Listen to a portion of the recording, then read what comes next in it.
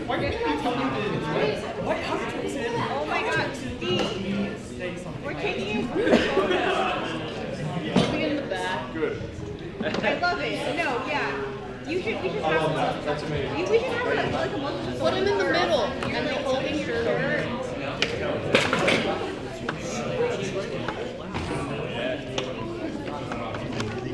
I like your top reaction. That was iconic. It was. It was. Yeah, this isn't my favorite spell.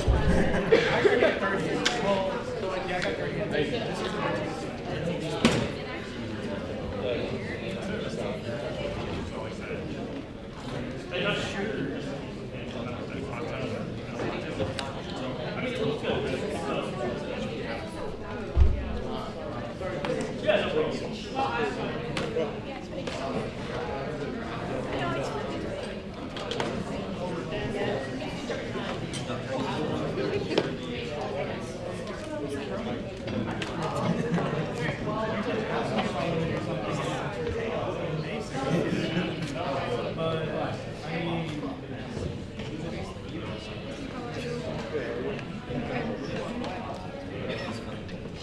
There should be a form in the garage.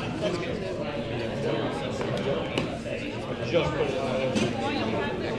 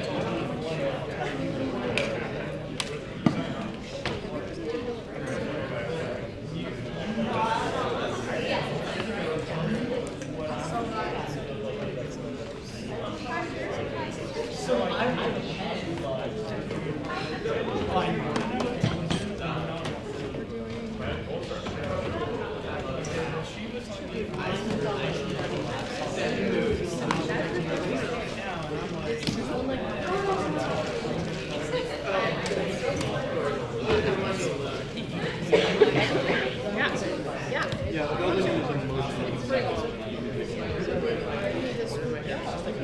I'm just seeing my laptop.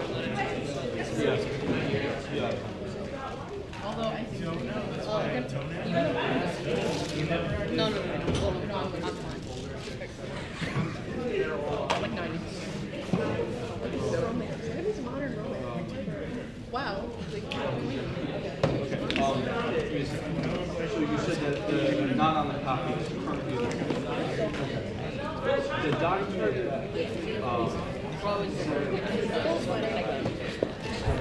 Yeah, I don't want to. You got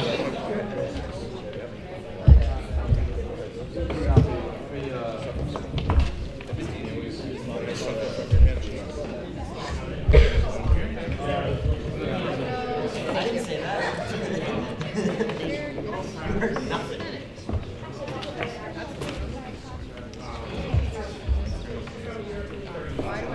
Mind if I actually I could do that.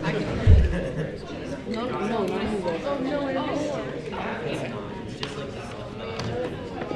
So it's not.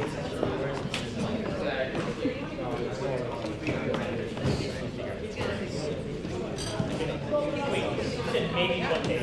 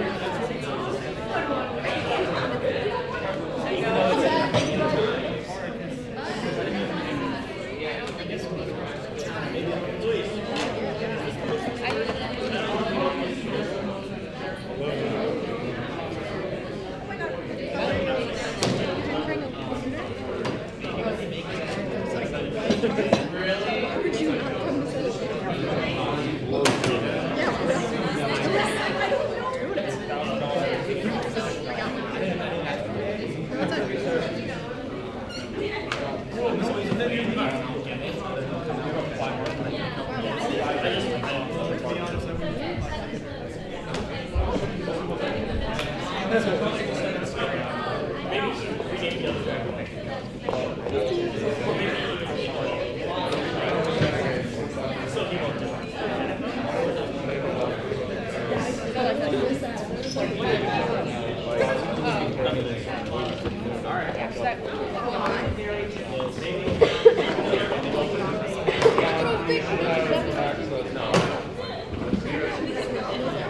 who I am.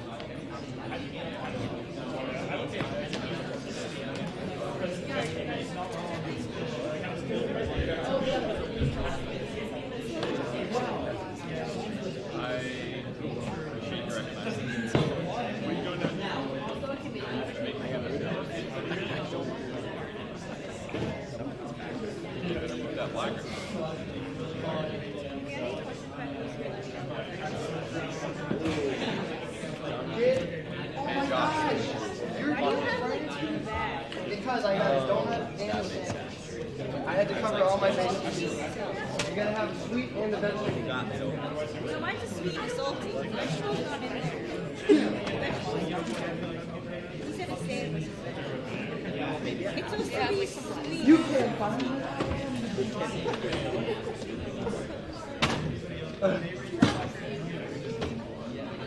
This is so weird.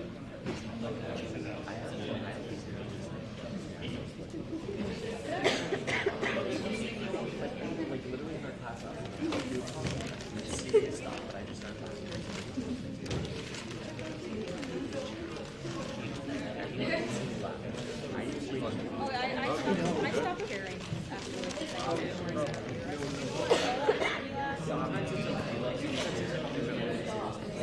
Alright guys, so first about to come in here to take our picture. We're gonna take it right along here, so that is like, we'll be standing here, he's gonna stand right there, and everyone's gonna pan out this way. So, yeah, thank you Ryan, appreciate it. So, I'm going to be standing in the middle, because I didn't get to stand in the middle last picture. I'm still salty about that. But at this time, it's appropriate. Thank you. So just come up and surround me however you choose. We'll work on like how height and stuff like that as we go on. Come on. What about serving narrative? You know what?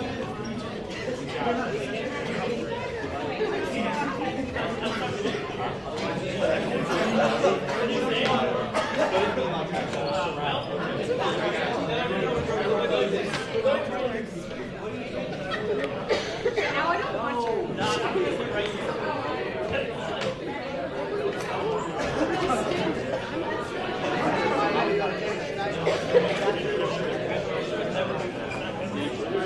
You go buy that shirt.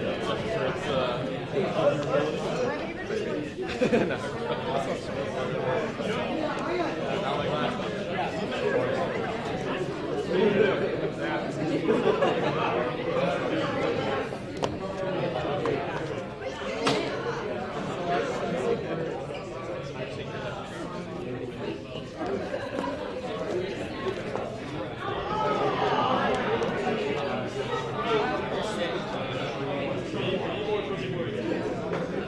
Hey, we need some more.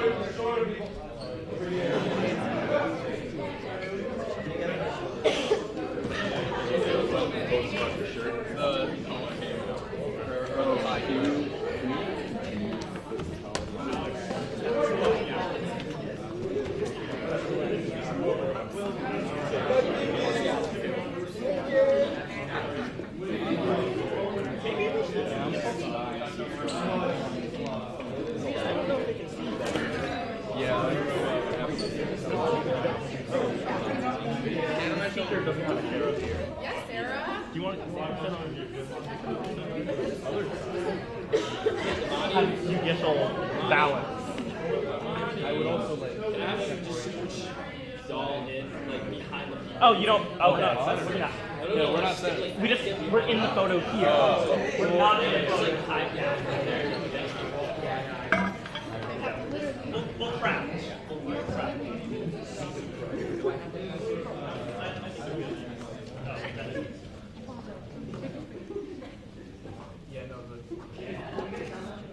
Yes. Assessing the horizontal.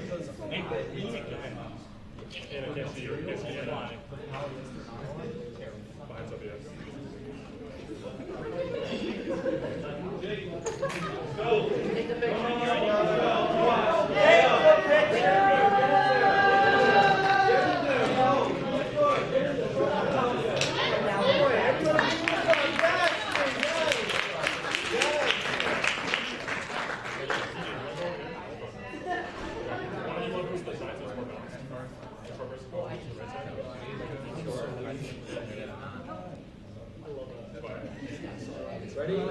3, 2, 1.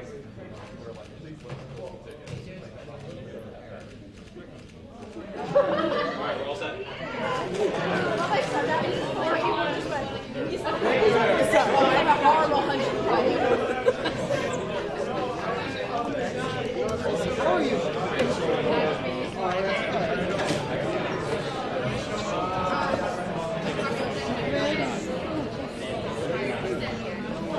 All right, everyone. We're going to call this meeting to order at 6:42 p.m. Trying to find your seats in an order. I would have saved the sequence. Is there any public comment? Seeing no public comment, we're going to move into attendance. We've got that form in the drive again. It's like, if you go in there, it's called Senator Meeting Number 7. Click on it. Fill out your email, your name. You click like aye, nay, abstain, does not matter. We just need some sort of record that you were in the room at this time. Just spend the next couple of minutes filling that out. I'll give you a moment and then we'll move.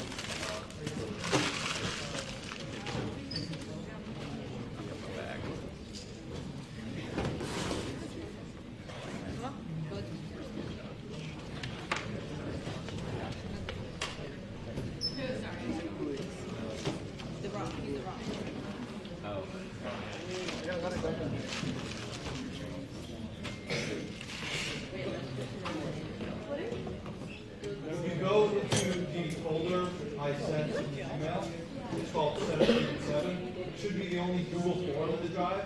It's going to be called Senate Meeting Number 7.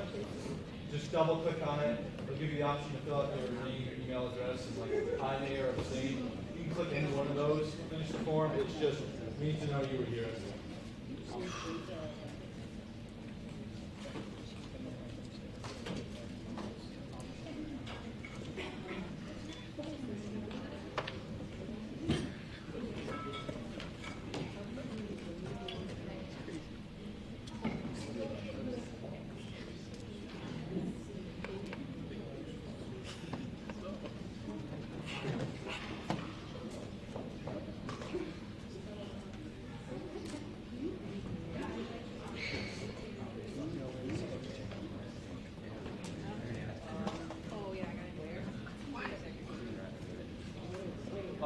Right. You can continue to fill it out. Is anyone having trouble with this? It's all right if you're not done yet. Like you can keep filling it out. We're just going to move to the next item. Next is a motion to approve the minutes from 10/16/2019. Do we have a motion? Motion goes to McNamee. Second goes to Pratt. Is there any discussion on the motion?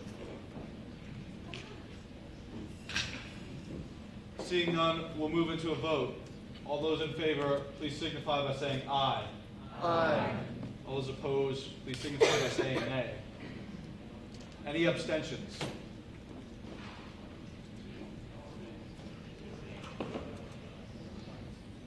You're good.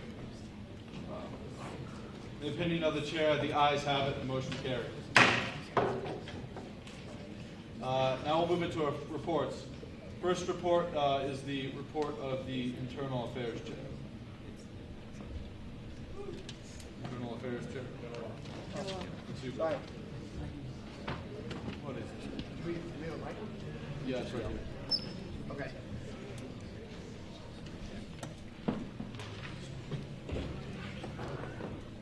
Also, like, this seems like a good time for me to rant about this as an AV tech.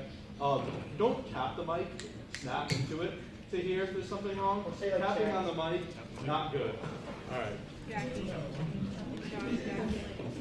What was that? Okay, you're doing your thing. For some reason, this is not working. You can start now. Okay. Okay. There we go. Hello. Hi. Hope everybody's doing well. It's had a good and eventful 2 weeks. My name is Noah Frank. For those who don't know, I'm the chairperson of the Internal Affairs Secondary Committee, which, yes, is its own thing.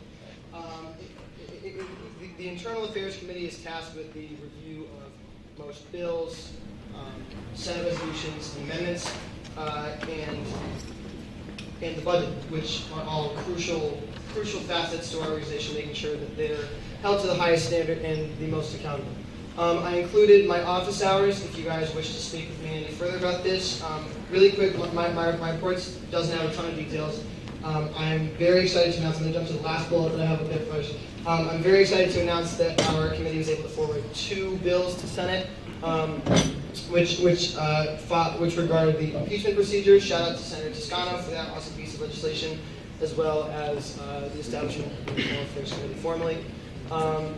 Also, if you would like to be a member of the committee, as our standing rules and resolution currently stands, you're welcome to apply to Speaker Crow, of which he'll turn you over to me, and you'll be part of our membership. We're, again, like I said a couple weeks ago, always looking for new members. Can't wait to get as many voices as we possibly can on the committee.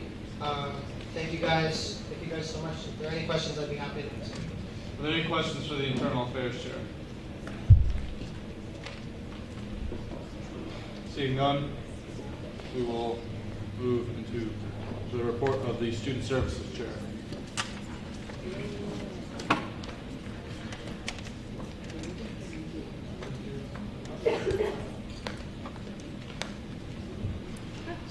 Hi, I'm Holly Lau. If you don't already know, I'm Vice Chair of Student Services. Derek is presenting at Frontiers because he's cool, so he can't be here.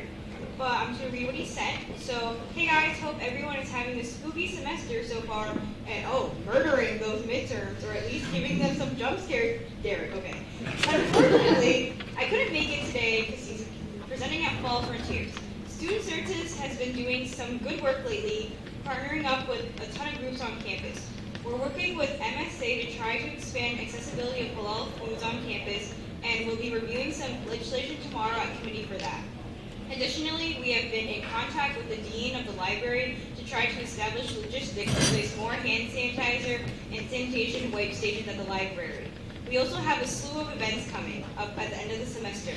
There's a mental health first aid certification on November 9th, a self-defense exhibition class in collaboration with UCPD on November 14th, a finals fair in collaboration with Student Health and Wellness, and a mental health town hall collaboration with RHA. That's all tonight, and don't forget to come to our committee meeting tomorrow and our subcommittee and task force meetings as listed on the board. So happy Halloween!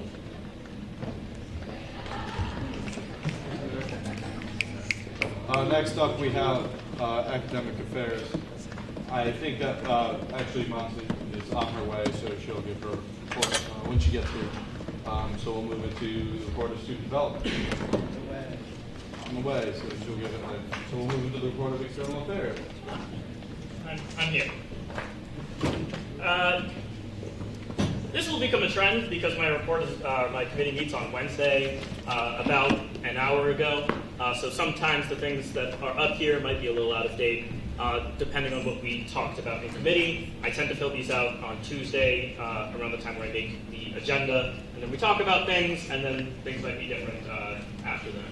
So Today in committee we talked about our vote efforts. We're going to report on that. Tomorrow we will start heavy pushing our social media campaign to raise awareness. We have worked with transportation to get 2 bus lines, the red and the silver, that will drop off at the polling locations, which are in Mansfield Center, Mansfield Community Center, along with one of the stops will be at the town hall in case you need to do same-day voter registration. If you'd like more information on any of that, I will be more than happy to provide that. We have talked about planning 3 community service days for the spring, the first of which will be the MLK Day of Caring, which comes the day before we all come back. So we're talking about what potential attendance that might look like and how that could look as an allocation of resources. And then starting in 2 weeks, myself and the president will be meeting with UConn's lobbyists for the state level, Gail Garber, to talk about what UConn's priorities at the state level are, what the student body's priorities at the state level, along with also representatives from the graduate student government. And then finally, we in committee today were not able to give a full discussion to a historical appreciation initiative brought forth by Senator Villani, but we're looking forward to a full and more spirited discussion on that next week. Are there any questions? Any questions for the External Affairs Chair? Moving on, we will move into the report of the conference.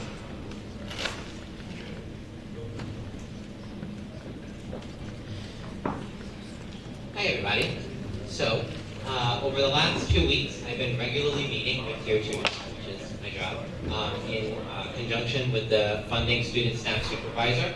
So we granted various exceptions to some of the Tier 2 policies that we're in control of to these groups based on whether they reach out to us or not. And we're confident that the new variance policies and the new comptroller's appeal policy that we presented last night at the town hall will be beneficial. So last night we also hosted the What to Fix forum. Turnout was pretty good, and I want to say that the variance and comptroller's appeals were well received by the students, and they also brought forth some concerns that we think we will be able to fix in the next batch of funding policies, which will likely be presented at the last Senate. I met with an Avis representative yesterday, and the idea behind that is to negotiate a new contract for rental cars. So it seemed really promising. They have a contract with UVM, what is that, University of Vermont, and through that contract they do rent to 18-year-old drivers or drivers under 21, with the caveat that drivers under 21 complete an online safety video. So it's something that I'll be speaking about with our funding supervisors to see if it's something that USG has to purchase or Avis will supply. But also with that, we expect the rates to be lower than the enterprise rates, even with the 18-year-old drivers. So more to follow. I am working on SFAC, which is the Student Fee Advisory Committee budget. That needs to be to SFAC before November 23rd, which is the beginning of Thanksgiving break, so November 22nd is the submission date. Essentially, that's a compilation of all our expenditures for the previous fiscal year. And jobs should be posted soon. I got everything together that Dawn needed, salary-wise and job code-wise, the deputy comptrollers and the inventory director. So just like we passed during Senate, deputy comptrollers will assist me with some of my duties, but they will be tasked primarily with going through informational budgets and assisting the inventory director with the inventory that needs to be conducted, and the inventory director will basically exclusively deal with inventory. So they'll conduct the inventory and then manage the inventory moving forward. Everybody's encouraged to apply, share it with your friends. Like I said, I don't know when exactly it's going to make it out to JobX, but just as a note, senators will need to resign from their position as a senator if they're going to take one of these jobs, because you cannot serve in 2 branches of USG at the same time. Any questions? Cool. Before I move on, does anyone else, has everyone either filled out the attendance form, or if you're still having trouble with it and can't get it to work, just come up to us afterwards and we'll make sure you're on the list. But otherwise, good. Next up is the Vice President.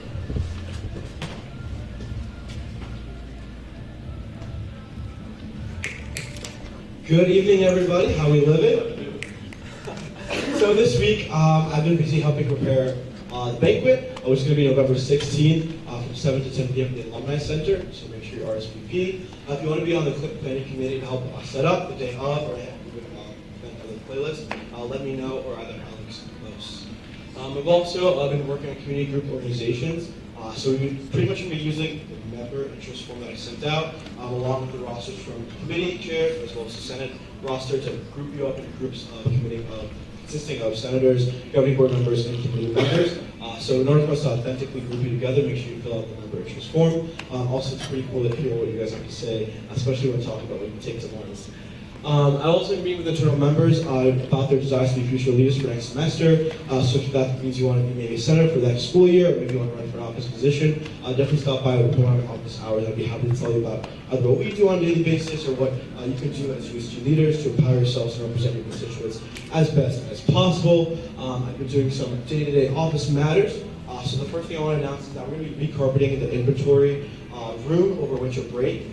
So if you're around and want to stick around, have some fun with some inventory, you want to volunteer for that, definitely let me know either by email or just let me know by person. Then also want to communicate something on behalf of the funding staff. They are understaffed at the moment, as we've seen in the turnover from Nikki and Daria. So make sure when you're fulfilling any of your purchasing orders or requests that you do so in a timely manner, and get them all the minutes, things of that nature. And the last thing I'll highlight is that Priyanka and I had a student leadership council meeting this week. She'll probably dive more into it in her report.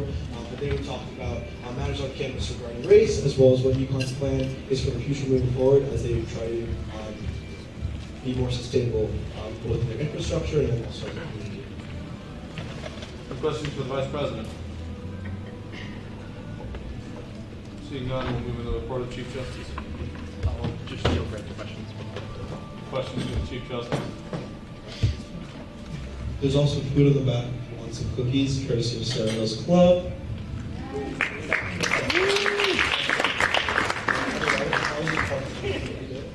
Who's next?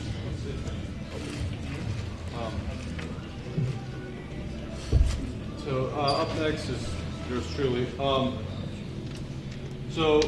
the course of the past couple weeks, we've been working still with Senate leadership to keep developing internal initiatives to get senators involved. We're working with the Vice President's office and the President, and we'll have more details to you about that soon. Also, next Wednesday is going to be one of the first open caucuses we have, and I know we've been promising a lot of you new senators a training for a long time. We will finally get to do it next Wednesday. I'm sorry it's taken so long, but we're hoping to be able to communicate all the necessary information to you as effectively as possible, so you understand what's going on here and can feel like you are part of and belong. Senate leadership meetings have now been moved. They used to be Thursdays at 8, I want to say, or whenever they were. Now they're at Mondays at 6, right before student development. So if you want to come to those meetings, you're always welcome. I'm very willing to yield to senators to hear their thoughts on what we're talking about. So it's great to have you there. I've been talking a lot about the Student Bill of Rights and forming a committee on that, and then I realized that we have an almost obscene amount of committees and working groups and subcommittees already. So instead what I'm going to be doing is over the course of this week, I'm going to be drafting an initial first draft. And then next week I'm going to bring it to Gov Board, I'm going to bring it to Senate leadership, I'm going to bring it to all the committees, share it at caucus, so we'll let all of you have a chance to see it, look back on it, hopefully not just in one place like caucus, but in multiple different committees as well, to hear all of their thoughts on it. I'm hoping the week after I can take it to some external organizations, see what their thoughts are on it, see if they want to add anything, and then the week after that, finally begin the actual process of passing it through our various committees before it comes to Senate the week after we get back for Thanksgiving. The game night was, I like to think, a pretty whopping success. For those of you who were there, it was a lot of fun. We had dominoes, played some games. Some of us stayed around until 12 a.m. when we got kicked out of the union. That's by no means necessary, but it was a lot of fun. I think that Senator Shad may owe me a favor or two after I took all his chips in a game of poker, but that's all right. But in all seriousness, it is a lot of fun, and we play a lot of very different games. Just a good chance for you to come and meet other people, interact with the senators, and most importantly, get free food. So that will probably, we're going to have another one next week. That will either be Thursday or Friday. More details on that to come. Finally, still working on developing all the ex officio seats. The primary part of the legislation is all finished. That is the part like detailing the creation of the new position and who they're delegated to. The conversations I'm currently working on having with the organizations we're going to be delegating them to is how do you want them delegated? Because the way it's going to work now, instead of having the president nominate and the Senate confirm, we're going to have these organizations choose their ex officio members themselves and then send them to us, completely taking USG out of the process, because we really shouldn't be deciding representatives for other people. And also, it's just easier and less hassle. And those senators will also be getting voting rights as a result.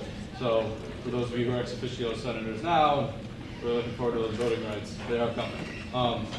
I said finally, but it's not up there, but it is on my screen here. The amount of, as always, Aaron shared the amount of money the funding student staff has spent so far. It's $419,673.88. I know recently that the system closed, is that correct? But still, a lot of those requests have to be processed and money actually has to be spent. But just because those processes closed doesn't mean that money will stop being spent. So expect to continue to see that number going up. Are there any questions? Go ahead. Same night on Thursday night?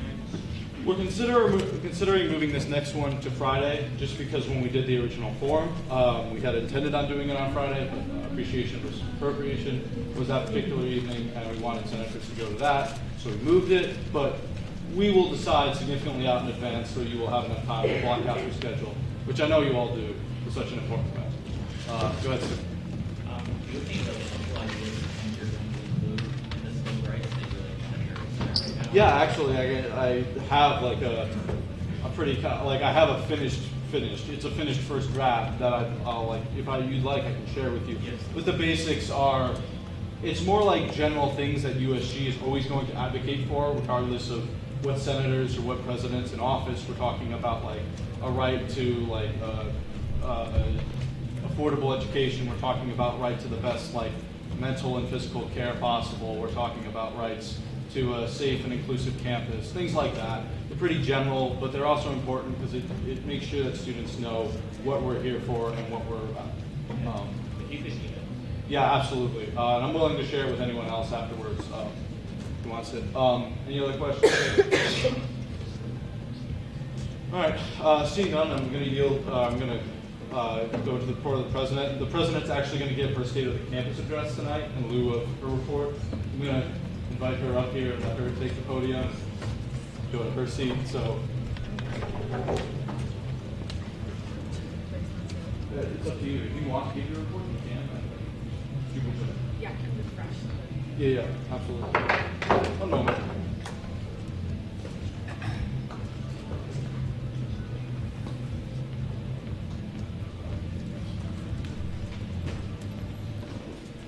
Is it? Yes.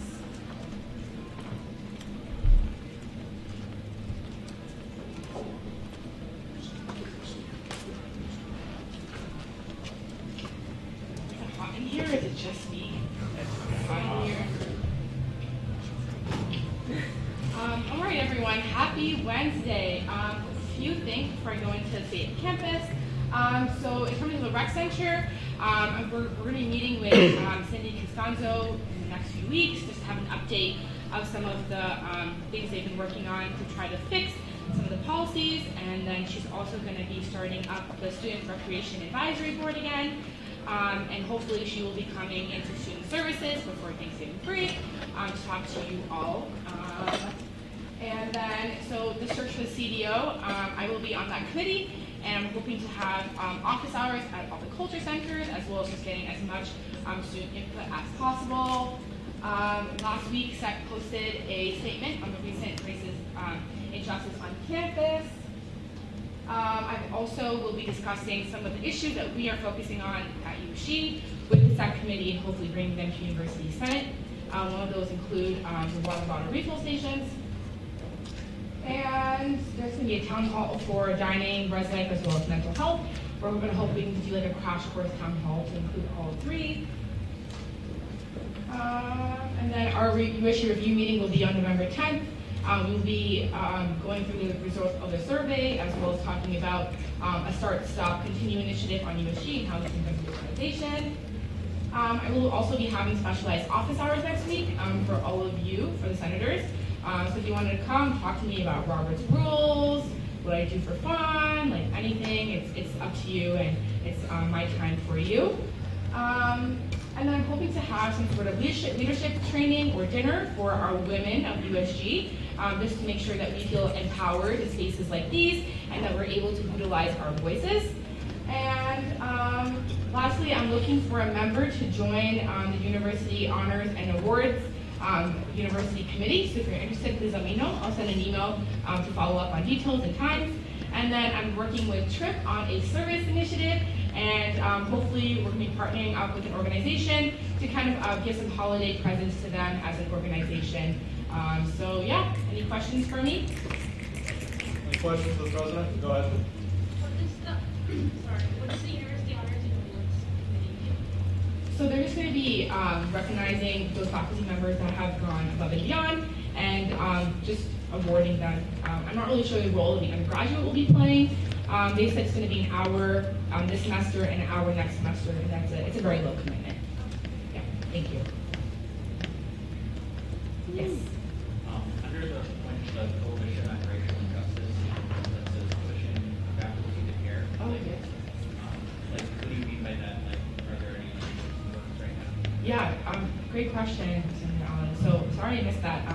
Basically, I've gotten a lot of student input that some faculty members are not really aware about what's happening on campus, and kind of sending a message or email out to them to show them what's going on, and kind of providing them an outlet to care about these issues and to care about students who are affected, and to also prevent any sort of microaggressions from happening within their classrooms. If that clarifies. How can we help you with the leadership training and dinner for women of USG?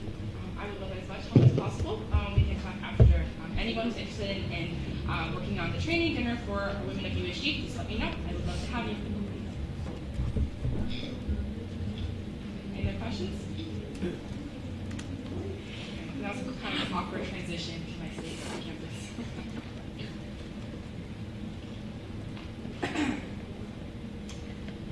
So this State of the Campus is usually given at the end of the year, but our Constitution actually says that there will be a State of the Campus given to the Senate and then to the campus.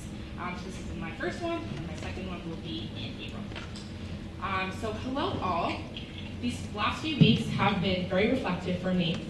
My first 3 years at UConn, I was just your average student. I was an onlooker of decisions made by the university, an active onlooker, but an onlooker nonetheless. Now fast forward to this year, I'm evaluating and recognizing the university as a campus leader whose decisions impact every student on this campus. From this position, it has become evident that there are many issues affecting this campus from outside and from within. This fall, students have asserted their rights and have pressured the university to take impactful steps for the betterment of this community and ultimately the world.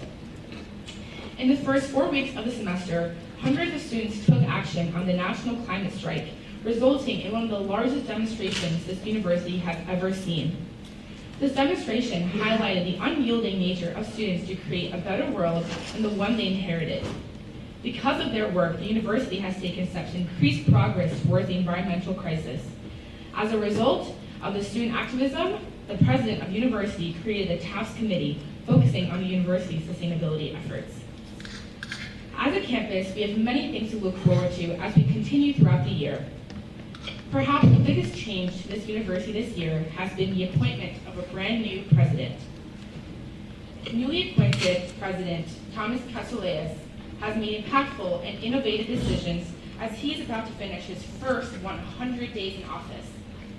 His commitment to the students in our UConn nation is evident and has been seen through his many interactions with students, a difference from past years. Most recently, he announced a Connecticut commitment, which grants in-state students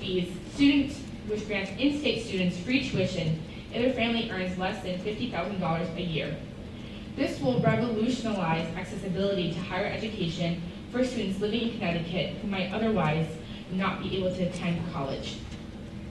Lifting up communities that face the worst of an unbalanced economy and increasing accessibility to higher education is a goal we should all strive for in creating a just world.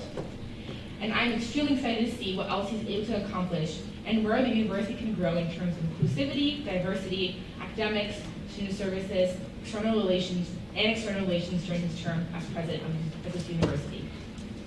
Accompanied by the appointment of a new president was the opening of our new Student Recreation Center. The Rec Center was the result of many years of work between USG and the university. The state-of-the-art center was developed with the intention to provide a common place where all students feel as if they belong and where development is recognized more than just academically.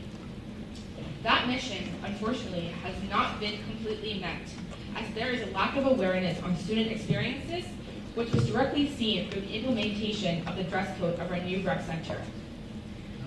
However, students have proven once again that they would not sit idly by. Recognizing that each student contributes $500 per year to the Rec Center, students demanded that their opinion and experience be considered and have called for the revision of these policies in an effort to develop the Rec Center to be more inclusive, an endeavor which I support full-heartedly.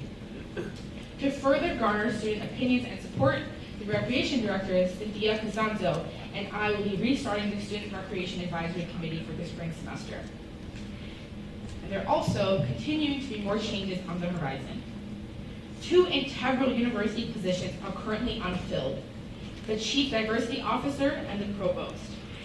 Our fellow students have shown how important it is to hold administrators accountable for events and policies that negatively affect a student experience, and how imperative it is to produce a timely response. Students are the primary stakeholders of any university. We deal with the decisions made by administrators, yet have little input in the decision-making process. With that being said, I have taken these search committees extremely seriously. As the only undergraduate on the Chief Diversity Officer Search Committee, I will be garnering student suggestions and concerns, and I'm hoping, in addition to other outlets, to have office hours at all the culture centers like I mentioned before. At this point in time, I believe there needs to be additional work done to ensure that all students are respected and taken care of by this university. Students are ultimately the core of what encompasses UConn. Their agency and demands need to be taken extremely seriously. The climate strike, the Rec Center controversies, and the response to racial injustice on campus have shown all of us how important it is to have a voice on the table and provide support for students on campus. Students are hesitant to trust the university to represent their views and concerns, and are ultimately looking for outlets to be heard and to be seen. And these outlets are where the undergraduate student government comes in. USG should help students who feel insignificant, unheard, and who are uncomfortable on this campus. And not only should, but we have responsibility to represent students, especially when students don't think administrators can. As USG, we can help articulate a voice for students on campus through direct communication, advocacy, and direct action. As elected officials, it is our job to reach out to our constituents and provide accessible outlets for them to have their voices listened to, as well as outlets where they can be sure that what they have to say is being taken seriously, and with an intent for actionable outcomes. This can be through office hours, through town halls, or even through our day-to-day interactions. It is USG's duty to take action when administrators cannot, to be a voice for students who sometimes don't have the courage to do it themselves, and listen, empathize, and support. We as an organization have heard the concerns of students loud and clear. In September, we passed a statement of position reaffirming students' right to protest and our commitment to sustainability. Building on our affirmation of student protest, we stood in support of Black students on this campus and stood in solidarity at the town hall and the march.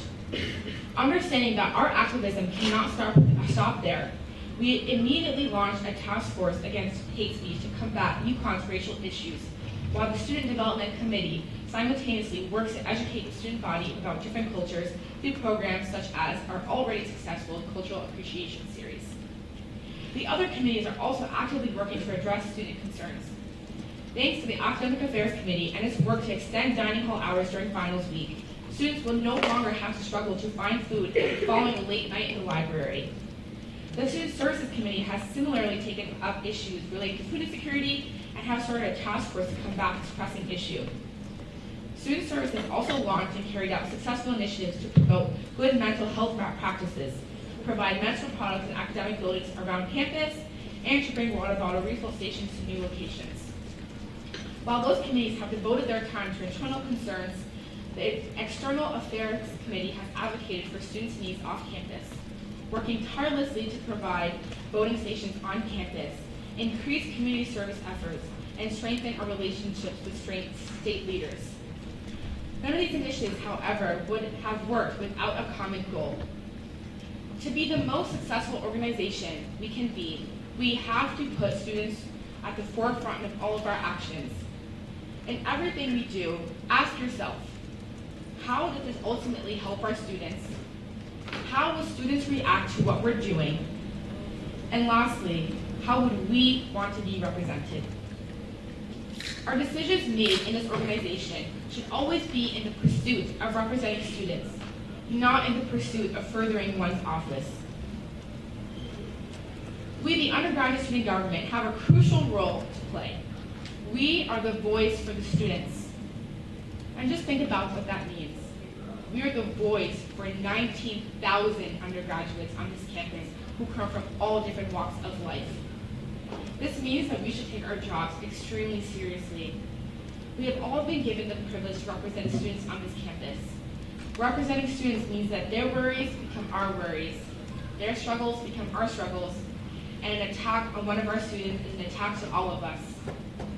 If we all have that mindset, then there's nothing that can stop us from achieving our maximum potential as an organization. With that said, I ask that you all join me in this endeavor. It is not an easy path. It is full of hard decisions and uncomfortable conversations. There will be more times when we disagree than agree, but focusing on our common goal will ensure our success. I'm so excited to see what we accomplished this year. After just a mere 10 weeks, we've done so much. So after 30, I'm excited to see what all that we can do together. So lastly, I'm fired up and ready to go, and I hope you are all too. Thank you so much.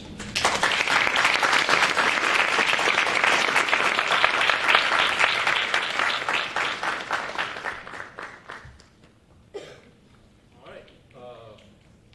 With that, I have reports of the student development check. okay, that's acceptable. At this time, we will move back into the report of the student development chair.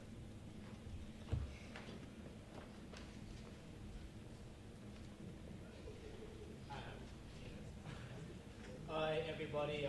Good evening. As is with 2 weeks ago, I am still not chairperson of Ponte, try as I might. But I do have a gift, and that is her reports, which I have been given, and now I shall deliver. So, here it is. The Cultural Appreciation Series kickoff was a huge success. Thank you to everyone that volunteered and supported one way or another. Now, I hope you all have empty calendars because here is the second round of Cultural Appreciation Series events for November. Illuminating the Path featuring Rita Marino will be on November 5th. History and Feminism or Reggaeton will be on November 7th. Fall Leadership Dinner is November 4th. November 4th. And this is more towards December, but the International Day of Persons with Disabilities event will be on December 3rd. Along with that, we have a couple very exciting initiatives moving through development. Green spaces, we had a meeting with facility operations and landscape management yesterday. It was pretty productive. Moving forward on that, we are going to get in contact with Tammy, who is a very nice lady that works in the business office, and we will be creating a project account, and via the project account, we will be funding the project. We will also be going on a little walkthrough tour of all of the different locations for green spaces with the head of landscape management, and we'll be given the walkthrough so they can kind of like lay out visually, like, okay, like this goes here, that goes there, so that we can then pass on that information in greater detail to the contractors who they will be reaching out to execute the project, and the schematic that the contractors will be given. I'll have to make note of this. Usually, the creation of that schematic would be more expensive than the amount of money that we have budgeted for the entire project. However, because facility operations is so amazing, they are doing it in-house for us. So it's a huge shout out to them that they are doing that for us on their own time. And you've all heard from Chairperson Douglas's report regarding the historic preservation and restoration project.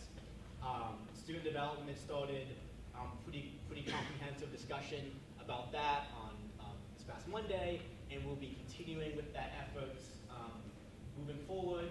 So if any of those things interest you, please come to student development from 7 to 8 p.m. on Monday, or please go to the Cultural Awareness Subcommittee, which meets every other Tuesday from 7 to 8. And I will not be taking questions, but if you have any, please reach out to Chairperson Aponte, and she will get back to you as soon as possible. Thank you. Yeah, the external affairs chair would like to add something to their report. Yeah, I just updated the slideshow, and I do not know how I missed this. Election day's next week. I've been thinking about it, but yeah, it's next week. So on Tuesday, the 5th. So vote. I explained how to get there and stuff in my report. If you have any questions about that, come visit or talk to me. If you're not registered to vote in the town of Mansfield, Mansfield does offer same-day registration. If you are curious about that process, speak to me or Colleen in the back, and we will help you with that information. All right, with that, we're going to move out of reports. Will Shad has a question. I have a question for you.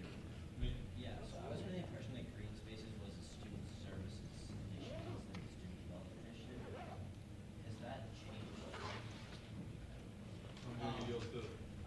Initially speaking, it was actually a joint effort between the two of them. In previous years, it has now become student development only, for simplicity's sake, and for various other reasons that we discussed later. But it's a student development moving forward. All right, with that, we'll move into old business. Seeing as there is no old business, we'll move into new business.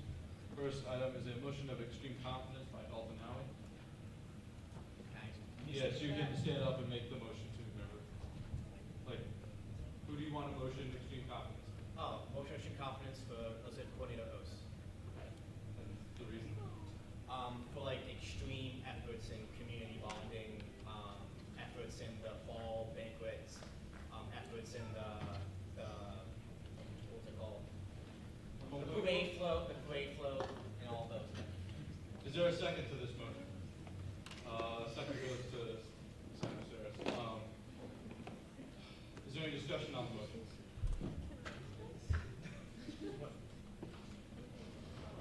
I'm like actually tearing up right now. Thank you.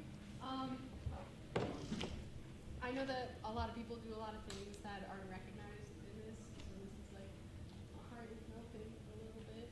And I know I've also like yelled a lot of times in the office, and Dalton has been there to hear about me yelling about a lot of things.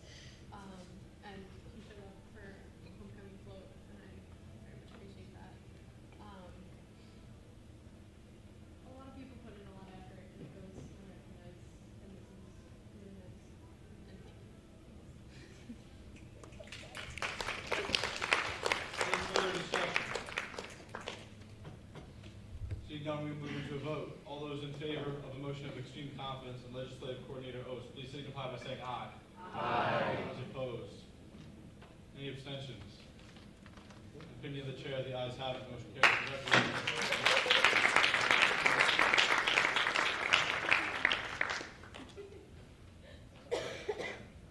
Is that? Yeah, so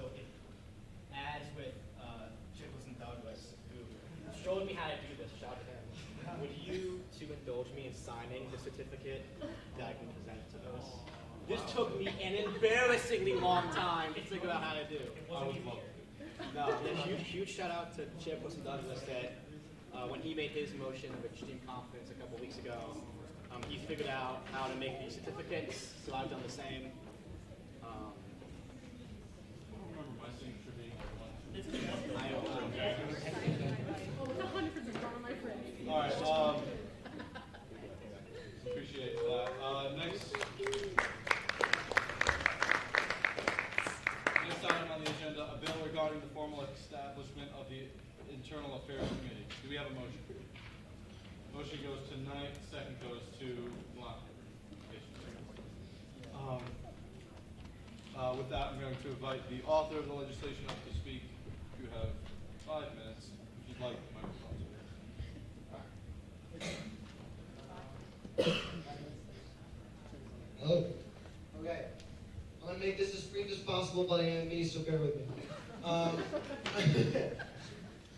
I do believe in being thorough about something as important to the mission of my committee, as well as to the fabric of this organization, as a serious alteration to the bylaws. What I'm proposing is a bylaw amendment to currently bylaw 4. Could you pull it up just so everybody can see it? Yeah. Thank you. I'm proposing tonight an amendment to bylaw 4 to officially induct the Internal Affairs Committee into the governing documents of the undergraduate student government. That said, this initiative is a forward momentum that, and we've been down this road before, that Josh and I came up with last semester. The implementation of the Internal Affairs Committee, therefore, its exigence and its members, as well as its standing rules and all of its policies, were contained by a singular Senate resolution.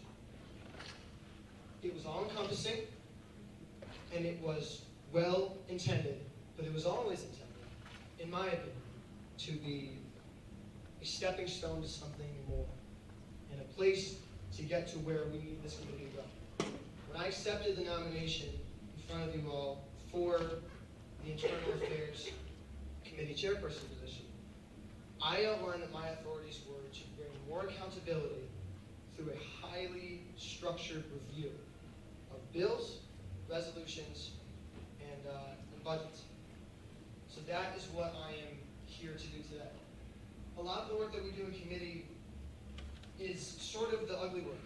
It's changing the referencing of bylaws. It's working very closely with the authors to make sure that their bills are getting across the best way that they can. When they refer to the governing and structural foundational documents of this organization. As I've said in committee a couple of times, you can only climb so high as your ladder is straight. And I feel like this gives some added weight to the bottom, right? By allowing ourselves a place in the undergraduate student government bylaws, we allow ourselves a true place in the functioning of the undergraduate student government. Given everything that's been going on the outside, we've been having a very external focus. That is great. That's our priority. Our priority is to deliver for students. But we can only work so well on the outside as we can communicate with each other and work on the inside. And the reason why we have to do this through the bylaws is because, currently speaking, the Recess Committee and Nominations Committee are not committees that meet on a weekly basis. The Internal Affairs Committee has met almost weekly, barring last week and one other time since this semester began and the Senate got this initiative rolling. What I propose is that we do away with the restrictive structure of this committee. The applications have hampered a lot of people who really want to get involved. I want to get as many perspectives and people in on this initiative as I possibly can, because the foundational functioning documents are just as much up to every single one of us as they are to the people in this committee at the end of the day. And you have to understand that nothing in this committee, just like any other committee, is the final end-all be-all. Everything gets moved to Senate, but with that extra level of precision and clarity that student organizations and students deserve on campus when we pass forward legislation and such. So therefore, I'm proposing that the Internal Affairs Committee, as a secondary committee, will not be appointed as other primary committees, if you'll reference our recent amendments and restructuring. Kudos to Chairperson Douglas. It will not be considered a primary committee. It will operate on the level of a secondary committee. The chair will continue to be appointed by the speaker, just as we've been doing. And what I plan to do is to codify this officially for everybody. Please take a look at it. Please seriously consider it. I think Internal Affairs has a great place in this organization. Has been able to deliver on many fronts, and I can't wait to get back to work in a more inclusive way, in a way that makes a lot more sense. So, I'll take questions. Are there any questions for the Internal Affairs Chair?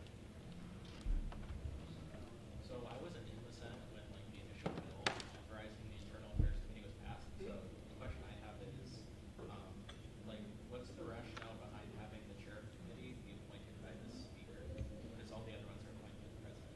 No, please. I'll look for the speaker. Also, Josh, if you want to pull up, I included in the footnotes the original bill for anybody who's not seen it. So the logic was, and this actually goes to the difference, something we'll learn more about next week in training, between primary and secondary committees. Primary committees combine both legislative and executive function. For example, with external affairs, they're both responsible for considering legislation that addresses outside entities, but also then charged with the enforcement of that legislation. Secondary committees are committees of the Senate, and that is to say that they do not have executive authority. Right? The Internal Affairs Committee can consider all legislation regarding bylaws and budgets. It has no power to enforce those measures. That is left up to the Senate and the other members of the executive branch as a whole. So the logic behind, actually, because I helped author that initial Senate resolution, logic behind that was, since the president is not delegating any executive authority to this individual, it would not make sense for that individual to therefore be nominated by the president, and instead to be nominated by the head of the legislative branch, being. Right. So if I can just add a footnote onto that, the point of the Internal Affairs Committee is to make Senate more accountable to itself, right? Is to take an active internal look at what we are doing right and what we are not, and have an incubation space to have that conversation and then bring it here. Of which there was a structural gap in the organization, if you look at the original bill, where that was not the case. And a lot of the internal happenings didn't have a space where they could be talked about for the actual finality of what they were. Any further questions? Excuse me, Senator Victoria, I saw your hand first, and then.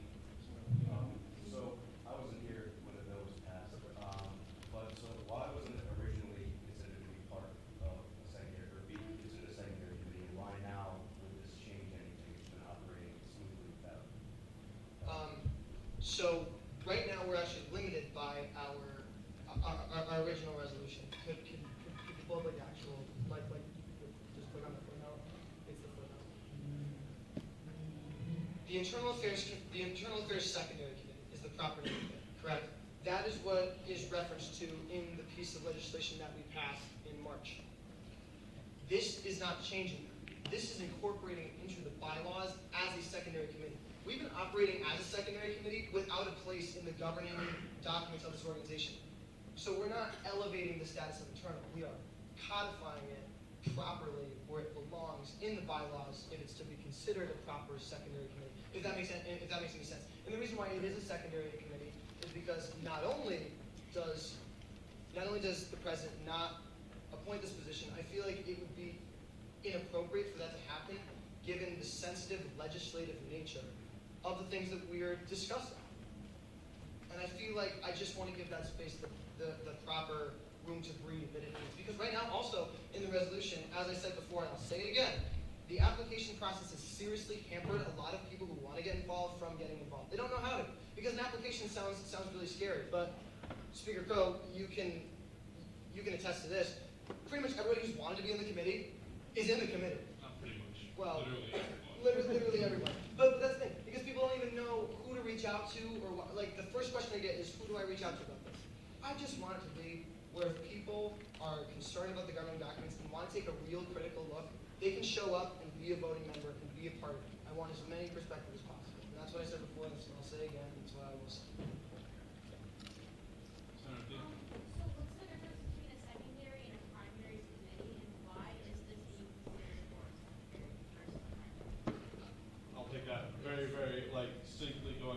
said earlier, primary committees have both legislative and executive function. They're like if, you know what, can you move to like, just so I can see, no, you're fine, you're just in the way, I couldn't see. They're like, if you're familiar at all with the real U.S. government, it would be like if the State Department and like whatever committee considers legislation, like the Foreign Relations Committee were meshed into one, right? Secondary committees are just the legislative committees, right? They don't have any executive function. No, it doesn't. Once legislation is passed, no, it doesn't go out and make sure that the governing docs are followed. As of right now, the only person who does that is our dear Chief Justice. Though I will say he does it very well. So, does that answer your question? Mr. Bowden? No? All right. Any further questions? Oh, and I want to bring to light one more point. If you go back to the original bill, this will be my final point. So our committee now will do away by making void this resolution our currently standing Senate rules, and then internal will be responsible for passing its own standing rules, just as any subcommittee or committee is now responsible for doing that. This also allows me as chairperson, because of the considerations made in bylaw 2 for all committees, it means that if internal affairs feels that it's necessary, and I'm keen to believe it is necessary, I would like to appoint a vice chair to help me in a lot of my functions and the day-to-day happenings about this. I can't do that because the resolution confines me to being almost secretive about who's in it, about it being so closed door, and it limits my power to help the committee grow in ways that it logically needs to. So that's my last one. All right. Any further questions? Seeing none, moving to discussion. Is there any discussion on this? Motions? All right. Seeing none, we'll move into a vote. This requires a 2/3 majority to pass, as it is an amendment to our governing documents. All those in favor, please signify by saying aye. Aye. All those opposed, please signify by saying nay. Any abstentions? One from the opinion of the chair. The ayes have it. Motion carries.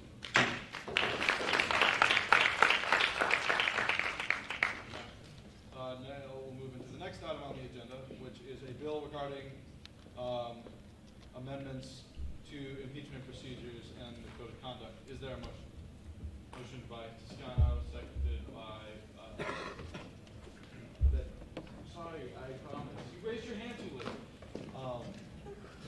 I will now invite the author of the legislation. Next one, you get the second.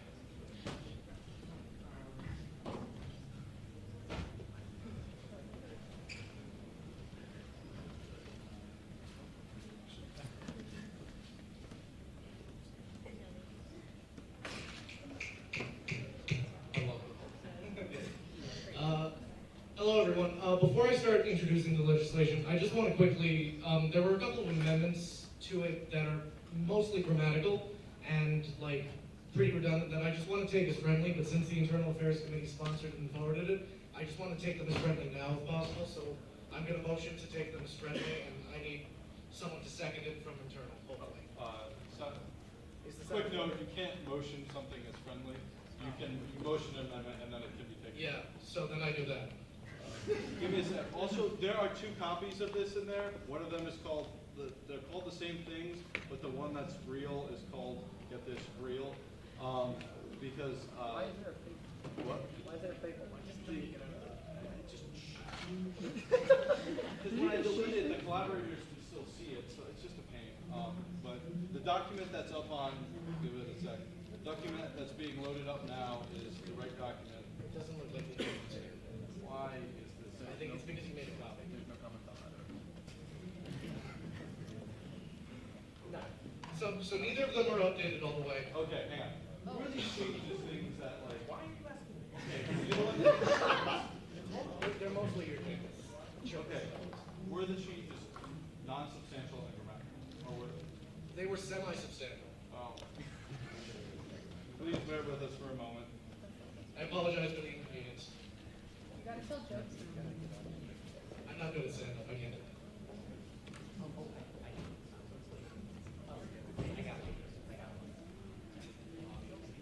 Exactly.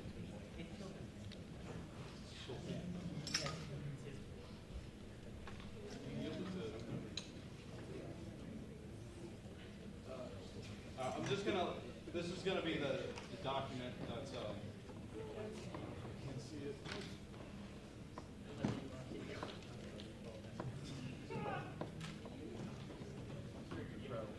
I think that the copy is what gets read in the comments.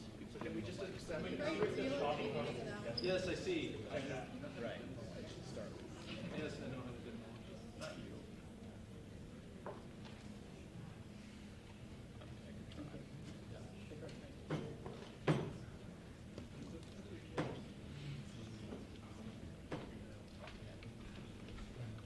Real at the front of that one.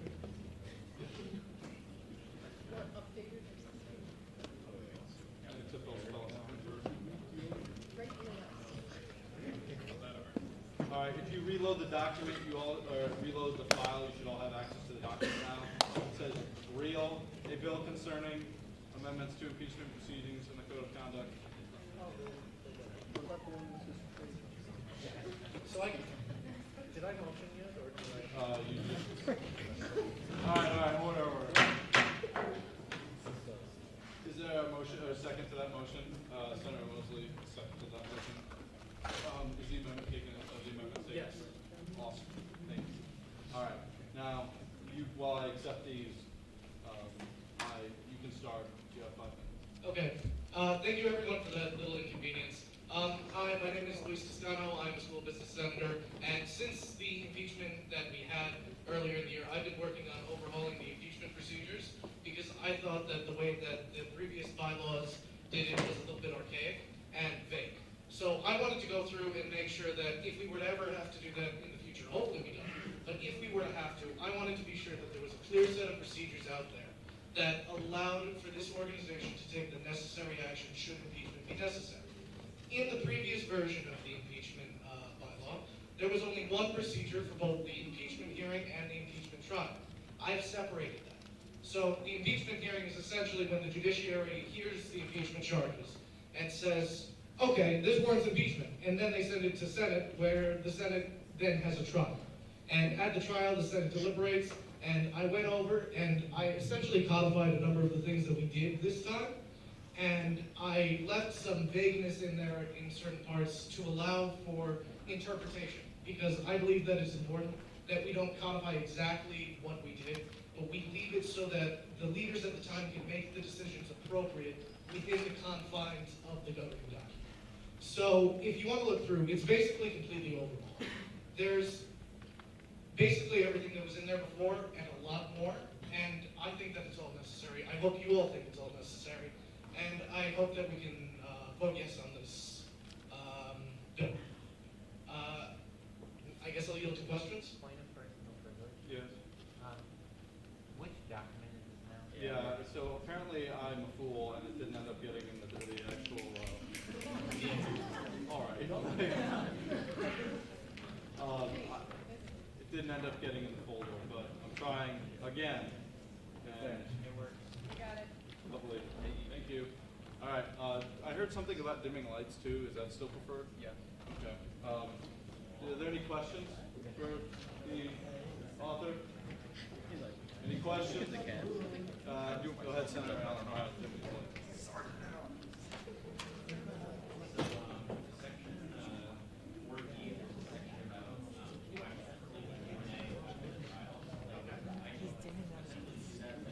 Hey everyone, listen up. Continue, please. I can see having Q&A after the trial, things that were from. So what's your response to that?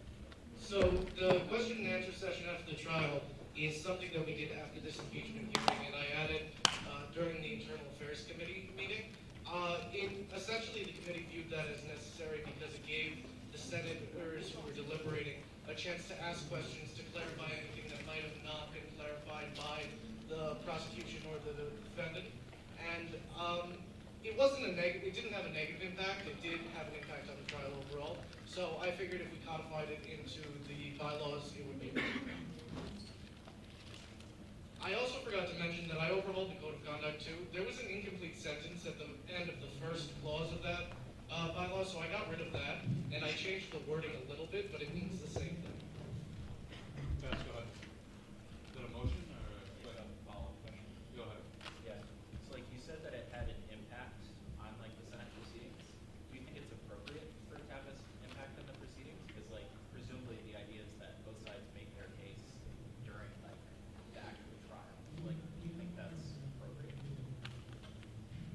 simple answer is yes. I do believe that it is appropriate to have the Senate put their input and figure out what they need to have. It's difficult to explain without going into details and considering the fact that we were in executive session. I can't unless we go into executive session again. And overall, I just think that it is important that the Senate had, like, before they go into deliberation, they ask all the questions that they need to of the prosecution and defendants, so that way we're sure that we do the right thing, because this is a very important decision that we're making that affects someone's opportunities in the organization moving forward. So I think that all possible deliberations should be achieved. Which section are you talking about? So this is, I think, it's in the 4E of the impeachment section.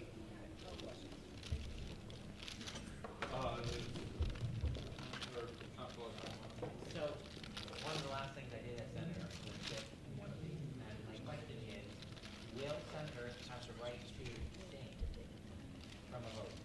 No. Did you consider giving senators the right to abstain? I did, and then after talks with members of the Internal Affairs Committee, I decided to not add that into this bill. One of the questions that got brought up quite a few times during the last impeachment process was why was this a closed executive session? There were issues we're going to do with some FERPA issues with schedules and all that other good stuff. Should we not be doing this in the open for those people who are responsible for electing this position, especially last time, the comptroller, right? They're responsible to the people. They're elected by the people. Shouldn't this be done in an open setting? We can have an executive session for sensitive information that can't be shared. But for those items that can be, shouldn't they be responsible to the people ultimately? So I'm very glad you asked that, because that was one of the big considerations that I had. Initially, I wanted to make it so that it couldn't be an executive session. But after consideration, I came to a little bit of a compromise that I think is better. I don't remember which clause. Can you scroll up a little bit, Josh? Let's see. It was one of the amendments that were just made.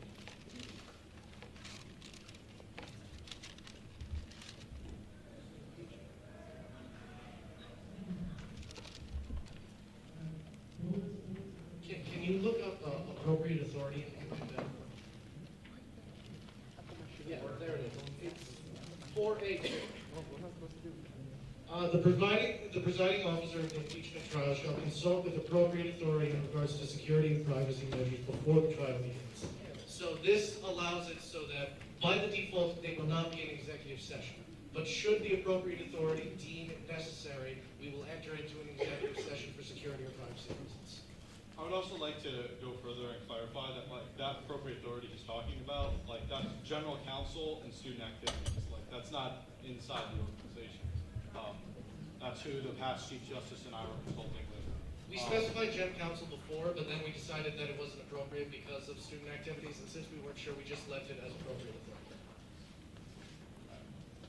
Any further questions? Any more discussion? All right. Seeing none, we'll move into a vote. This requires a 2/3 majority to pass. Amendment to our governing documents. All those in favor? What? Yes, that, like, discussion, it's appropriate for motion, so go ahead. Okay, I'd like to motion to amend. What part? I'd like to strike 4B. 4B? E. 4E. Questions. Okay.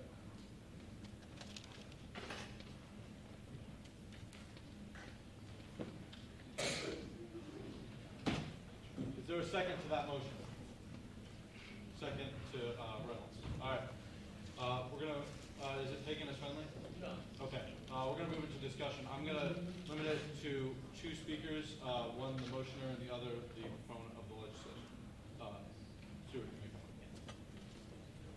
The mics for reference are right there, so you can just take them and send them to the mouth.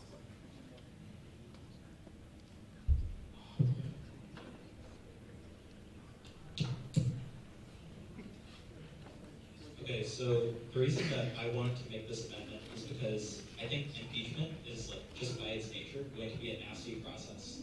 And I think that by, inserting this Q&A period at the end of the trial, you're basically just opening the door up to more drama. I think there should be as, like, streamlined and clean-cut a process as having this section in the legislation contributes to that goal. And another concern I have is that it essentially opens the door to like one side in the argument, either the plaintiff or the defendant, having extra time to make more arguments, which is not the point. Like the arguments are supposed to be confined to like the trial portion. That's my understanding anyway. And so for those reasons, yeah, I would suggest that this section be struck. I guess an argument could be made that it lets senators get a better understanding, but I think the burden is on the plaintiff and the defendant to make the case for or against impeachment. Yeah. I'm gonna lift it's gonna be Senator Castano.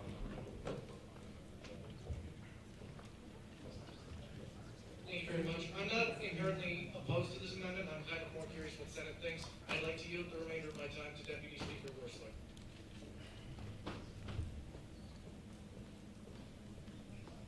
Thank you. So when it was brought to Internal Affairs, it was not a part of the legislation at all, and I thought that it'd be a good idea. I think any legislation that guarantees that the Senate will be able to speak to the witness, whatever they may look like, is valuable. Because a lot of misconceptions can be had, and that was an evident part of the trial last time. And I think any opportunity for senators to be able to ask questions is a valuable opportunity. And the denial of that time, I think, is an injustice. Because if senators aren't going to deliberation with all the information they need, then they can't make an informed decision. That being said, of course, it's the responsibility of the plaintiff and defendant to present a clear case. But that may not always be the case. We always have questions on legislation, on pretty much anything. And so I think for this, there should be no difference. That being said, of course, time is a consideration. But the amount of time senators have to ask questions can be capped by the moderator.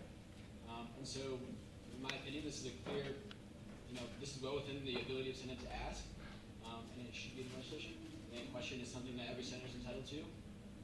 And yeah, that's all I said about it. With that, we're now going to move into a vote. This requires a simple majority to strike this. All those in favor of striking the section on questions in the trial, please signify by saying aye. Aye. All those opposed, please signify by saying nay. Nay. Any abstentions?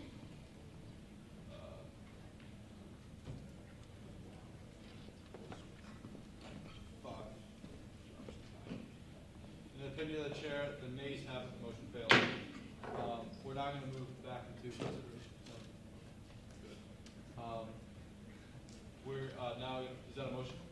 I'd like to motion for us to add into the deliberation section that people can abstain. Okay.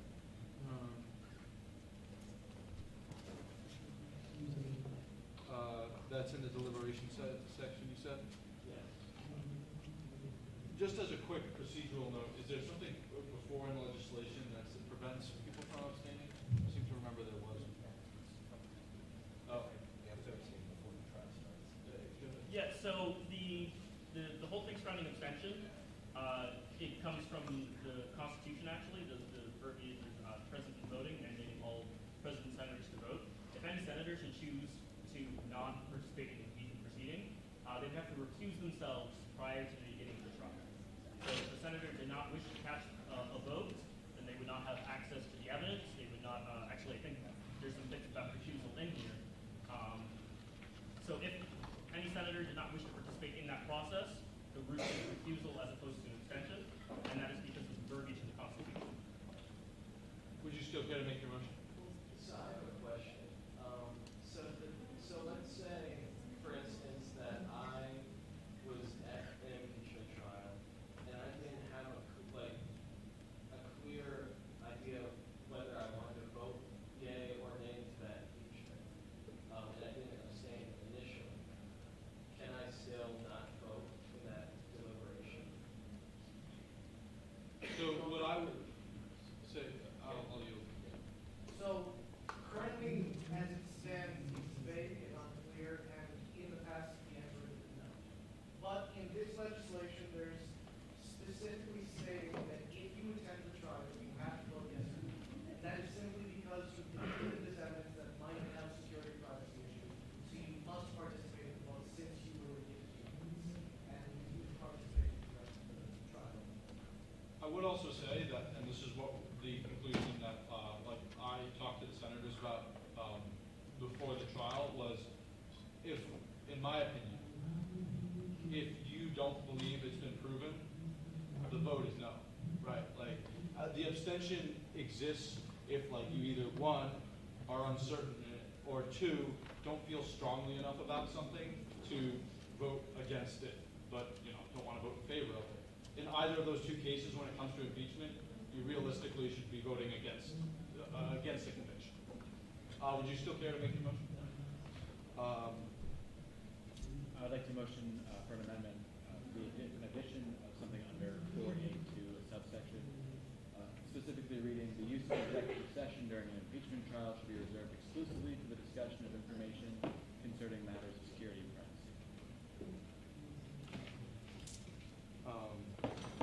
The use of executive session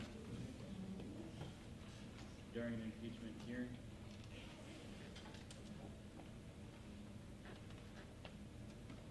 shall be reserved exclusively for the discussion of information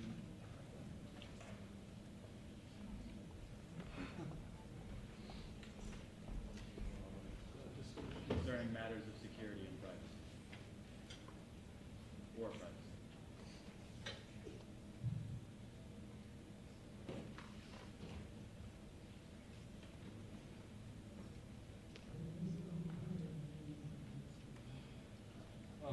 Is there a second to this motion? Second to Senator Shad. Is this taken as friendly? No. All right. What does it, like, what does the Chief Justice anticipate, how does the Chief Justice anticipate that this amendment should pass would be applied? Because again, it seems subjective that, again, you could just begin an executive session and start a hearing like that. I'm sorry, could you just say that from the beginning? Yeah, so adding this language, which is, shall be, what do we add now? Reserved exclusively for the discussion of information concerning matters of security and or privacy. In the Chief Justice's opinion, should this language have been included in the bylaws at the previous impeachment hearing or the previous impeachment procedure? Would anything have been taken differently? Point of order, I can handle it. I think that's very close to like asking the judiciary to pass judgment on something that's happened in the past. I'm going to allow the Chief Justice to answer the question. I appreciate Chief of Staff Dotson's interjection, but I'll tell you that I can't, and even if I could, I wouldn't make a remark on previous impeachment trials. So I would if you have also a different question. I'll answer that. I would also like give a little more context. Like the reasons we can move into executive session are defined by state law, right? Yeah, right. So, and as I understand it, there's 3 provisions. One of them being personnel matters. Right? Of course, we can further define that as the amendment suggests, but that's also codified in state law. We can't just move into it whatever we want. With that, I'm going to yield to the proposer of the motion to speak, and then the proponent of the legislation to speak, and then we're going to move into it. If you'd like the mics, they're right there for you.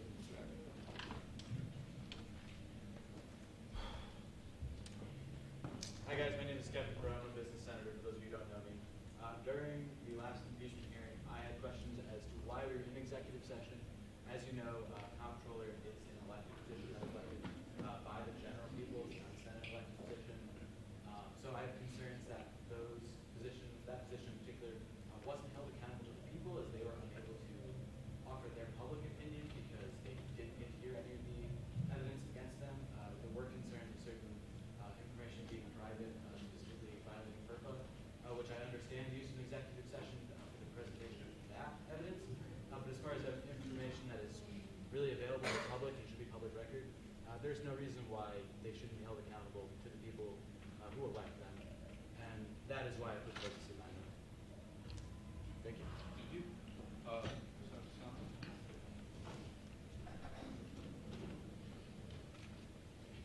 So I'd just like to quickly say that I originally had something like this in the legislation, but I took it out because I felt as if clause 4A2 was sufficient and carried out, because I don't think that, I essentially think that this is unnecessary. I'll yield to Chairperson Douglas to give further.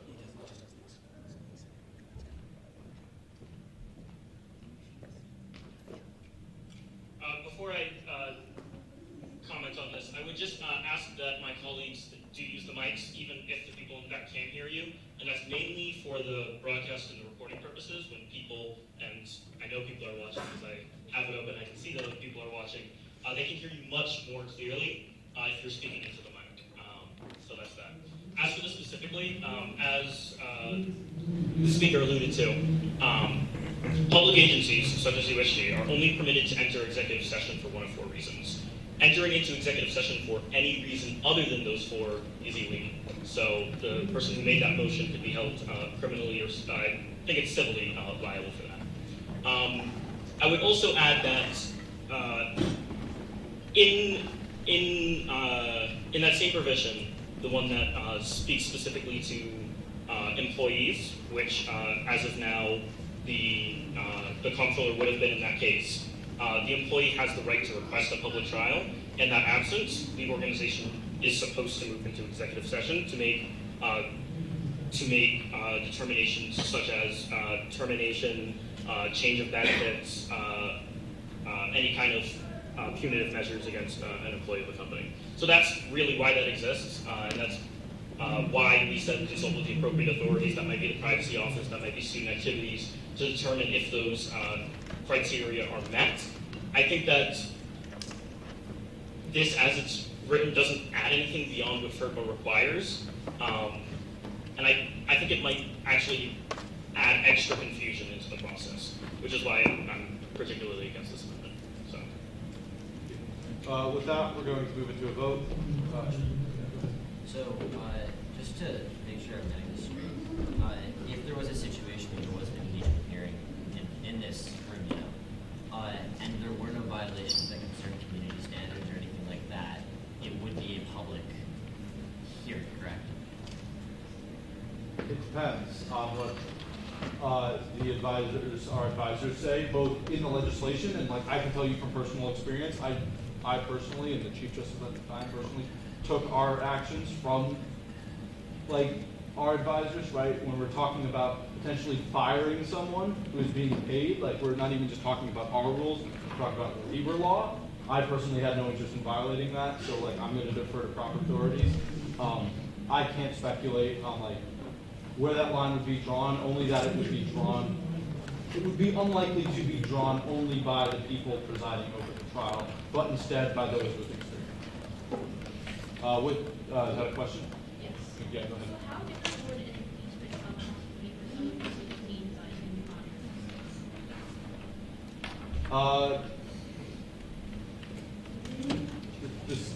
It is a fair question. I'm not super person privileged. Can you repeat that? I'm sorry.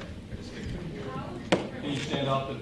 Yeah, sorry. How different would the impeachment trial process be for someone who's being paid by UConn versus someone who's not? So the way the legislation is written now, it would be the same process, except our consultation with the appropriate authority to determine the differences that we have to make. And those would mostly be in the realm of security funds. I think that, does that answer your question, Madeline? So right now, there would be no difference whether a member is being paid or not being paid in the impeachment trial. Outside of changes we have to make final. Any further questions? All right. Seeing none, we'll move into a vote on this amendment. All those in favor of the amendment as it reads, please signify by saying aye. Aye. All those opposed, please signify by saying nay. Nay. Okay. All those in favor, please stand.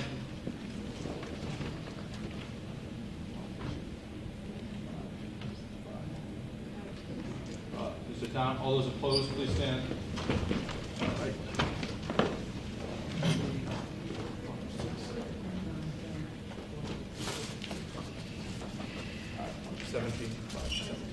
Please sit down.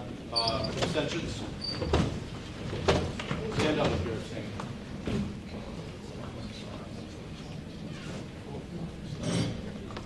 18. So in a vote of 5 to 17 to 18, the motion failed. All right, I'm going, are there any further motions, discussion? Go ahead. So I have no idea where they've been there, and I'll actually defer to the author on this one. I'd like it to be permitted for senators to abstain after hearing all the evidence. Is that a proposal of a motion? Yeah, that's like, I want a motion to amend. Okay, motion to, are you motioning to amend to allow, like, people to be able to abstain? Yeah. I am going to rule that out of order on the basis of, we already earlier considered an amendment regarding whether or not people should be allowed to, no, we didn't. I apologize. Then it's perfectly orderly. And you are proposing an amendment to, which section is it? Give me 2 seconds. Probably deliberation. You would probably add a clause to deliberation if you wanted to do that. I'm not saying I endorse it by any means. Yeah, I understand. I'm just, I think there's a, Or logistics. Deliberation or logistics. there's a section, it's 4A, is that a motion or? That's a point of order. Didn't Chairperson Douglas say earlier that rules regarding abstentions in this are codified in the Constitution? Well, ultimately, the ruling of whether or not something violates our Constitution is up to the judiciary. Of course, Chair Douglas is permitted to hold his opinion and share that with the body, but it would have no more weight than any other form. You are welcome to ask the Chief Justice. Could I yield the same question to the Chief Justice? Repeat your question, please. Isn't the rules regarding abstentions during impeachment codified in the Constitution? I do not have that section of the Constitution memorized. I know. If you give me a minute, I will look for you, though. I appreciate your service. For future reference for everybody, governing documents can be found on our website. That they can. Kevin knows.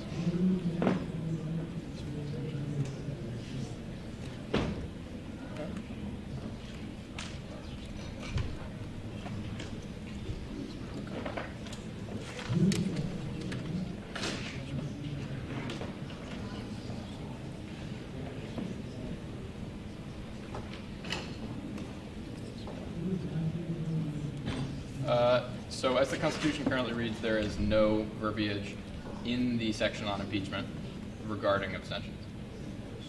Point of further, Yeah, go ahead. Is there a section in the Constitution, because I think I've read it, regarding senators must be present in voting in order to worry about impeachment? Because I think that is the one question.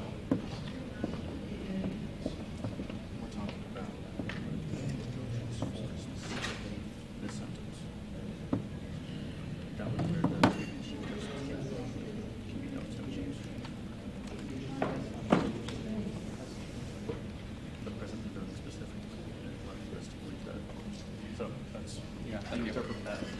The best way.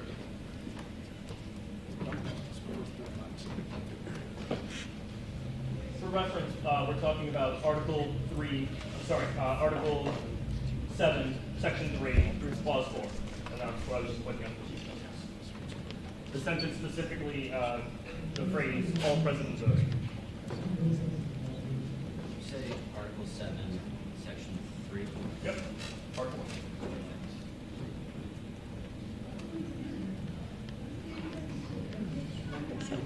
Can you repeat, Senator Toscano? Senator Toscano? Yes. Could you repeat your question, please? So, I believe in the Constitution there is a section about how members during the impeachment trial must be present in voting in order to be part of the rules. That's what I've been told. I'm not sure if it's actually. The line currently reads, it shall require the affirmative vote of 2/3 of all present and voting members of the student senate to remove a, etc. people. So in your estimation, does that allow for abstentions? Does present and voting members? Yes. I would say, well, I'll echo the speaker's statement earlier, that if you have in something as far-reaching as an impeachment, if you have doubts, if you are not convinced, as the case may be, then you should vote no, because the implications on someone's career or future prospects are large. So that's how I'll answer that. With that, yeah, go ahead. So in the event that like an impeachment were to happen and this, I guess like secret is added to the Bylaw. bill, bylaw, if more than 1/3 of the senators decide to abstain, what happens to the voting? Is that for me? By the language of the Constitution, Is that for me? impeachment would fail because it's all present and voting senators. This is the, like, I would go so far as to say this is perhaps what Chairperson Douglas was alluding to earlier. In fact, I'll go to it now. Yeah, so when it comes to voting, the different, by abstaining, you're participating in the vote, but you're not indicating approval or disapproval. So that is to say that on a piece of legislation, if you're in the room, right, and you abstain, you participated in the vote without indicating approval or disapproval, right? To recuse yourself from the room is to not participate in the vote. So when it says all present and voting members, if you abstain, you are participating in the vote. So essentially, because you need 2/3 of all present and voting members to vote yes, all non-yes votes are essentially no's, and the same thing. And where that kind of idea between the recusal and the abstention comes from are their respective definitions within Robert's rules. I don't want to get too deep into that, but that's where those definitions come from. All right. Yeah, go ahead. Another question, is it possible to add an amendment to this bill that states that if at least over 1/3 of the people who decide to vote or like abstain from voting, that there's something else? I mean, we can talk about moving such an amendment if this amendment passes, but first we need to consider this. Is that I actually surprisingly agree with mine, and I don't think that it's appropriate to have an extension. so you're withdrawing the amendment? Okay, lovely. Thank you. I don't believe it did. It did. It did not. What? Awesome. Then the amendment can be withdrawn. All right. I'm actually going to cap debate, and we're going to move into a vote on this. All in favor of a bill concerning amendments to impeachment procedure and the code of conduct, please signify by saying aye. Aye. All those opposed, please signify by saying nay. Nay. Any abstentions? Opinion of the chair, the ayes have it, motion carries.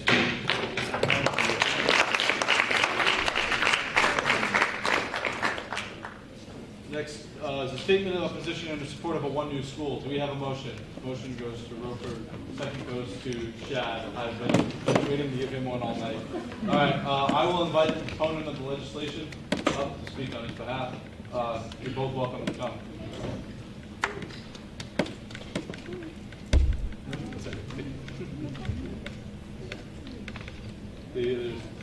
Just don't speak into them at the same time. I think it crosses the street until we all die. So, if you don't know me, I'm a freshman senator from alumni, and I'm in this ex officio. So we've been working on this. We've been working on this legislation to. So I don't know if you know about this one new school that's in this project going on. Basically, in Mansfield, they have 3 elementary schools, and they had this idea to make it one elementary school. The 3 current elementary schools were all built in 50 sheets, and they have lead in the water, asbestos, and all the classrooms are square. They have rows of desks. It's like really bad for 21st century elementary. So the idea was to make a new school that is environmentally friendly and promotes like modern learning and kind of just like really would like help like the education system. So what they decided with this project was to also make a carbon neutral street, and it would be the first carbon neutral public building in Connecticut. So it would be a huge first step, a huge pilot. So we just wanted to say that USG like endorses this. we like are fully supporting people going out to vote and saying yes in support of this happening, and that we encourage the administration to do the same. Because it just holds a lot of weight. Yeah, so UConn students make up, I think it's 36% of Mansfield's registered voters, and in order for this to actually happen, we need 15% of the registered voters to show up and vote yes. So if all of the UConn students that are registered to vote go vote, then it's probably going to happen, which would be really exciting. And just to touch on like Berg's point of view for a second, we run 5 different campaigns. One of them is the 100% renewable energy campaign, which Ben is actually on. And so this directly fits in with that. And we're trying to get 100% renewable energy, and this school, which would be the first of its kind, is a really great way for us to start. And just one more thing before questions. There's been kind of a question of like what's the point? Like, why does USG need to do this? And to me, it's kind of like, I feel like people don't really take this election year seriously, because it's not a presidential election, it's not a midterm. But this is it would be a really impactful thing that happened. It is a really important election for people to go out and vote, but it is the least popular vote in terms of turnout. So I think by endorsing this, we make it serious, and by encouraging the administration to take it seriously, it will hopefully pass. Any questions for the authors? One of them, I guess, what's your position on maybe like arguments that could be made that since UConn students will never be attending that school, will they really have any physical attachment to that school? Why should they have any more on that issue? That's actually one of the main benefits that I forgot to talk about. So Mansfield, if it doesn't pass, will have to pay $20 million to renovate the 3 current schools. If it does pass, they'll have to pay the same amount to build this new school, and they're also getting $30 million from the state to help build it. So I just feel like if we have a strong Mansfield, like physically, like that will help us too, and also like climate change, like we're going to be affected by climate change if we don't do anything about it. Question. So if this does pass, would this kind of translate into both PERD and USG's missions going forward about renewable energy? Yeah, part of it is it promotes and suggests that we should continue to make these sustainable projects. And just another thing going off of that, this is just one school happening in Mansfield, and we're in the state of Connecticut. We should be trying to make this kind of thing happen everywhere in Connecticut. So once we get it done in one place, it'll be easier for it to get done in other places. Further questions? Go ahead, Laura. I was wondering if first you could capitalize the E. It must be finicky, but it's the fifth. Where is it? It's like the fifth, whereas Equality is just capital E with capital H, which is annoying.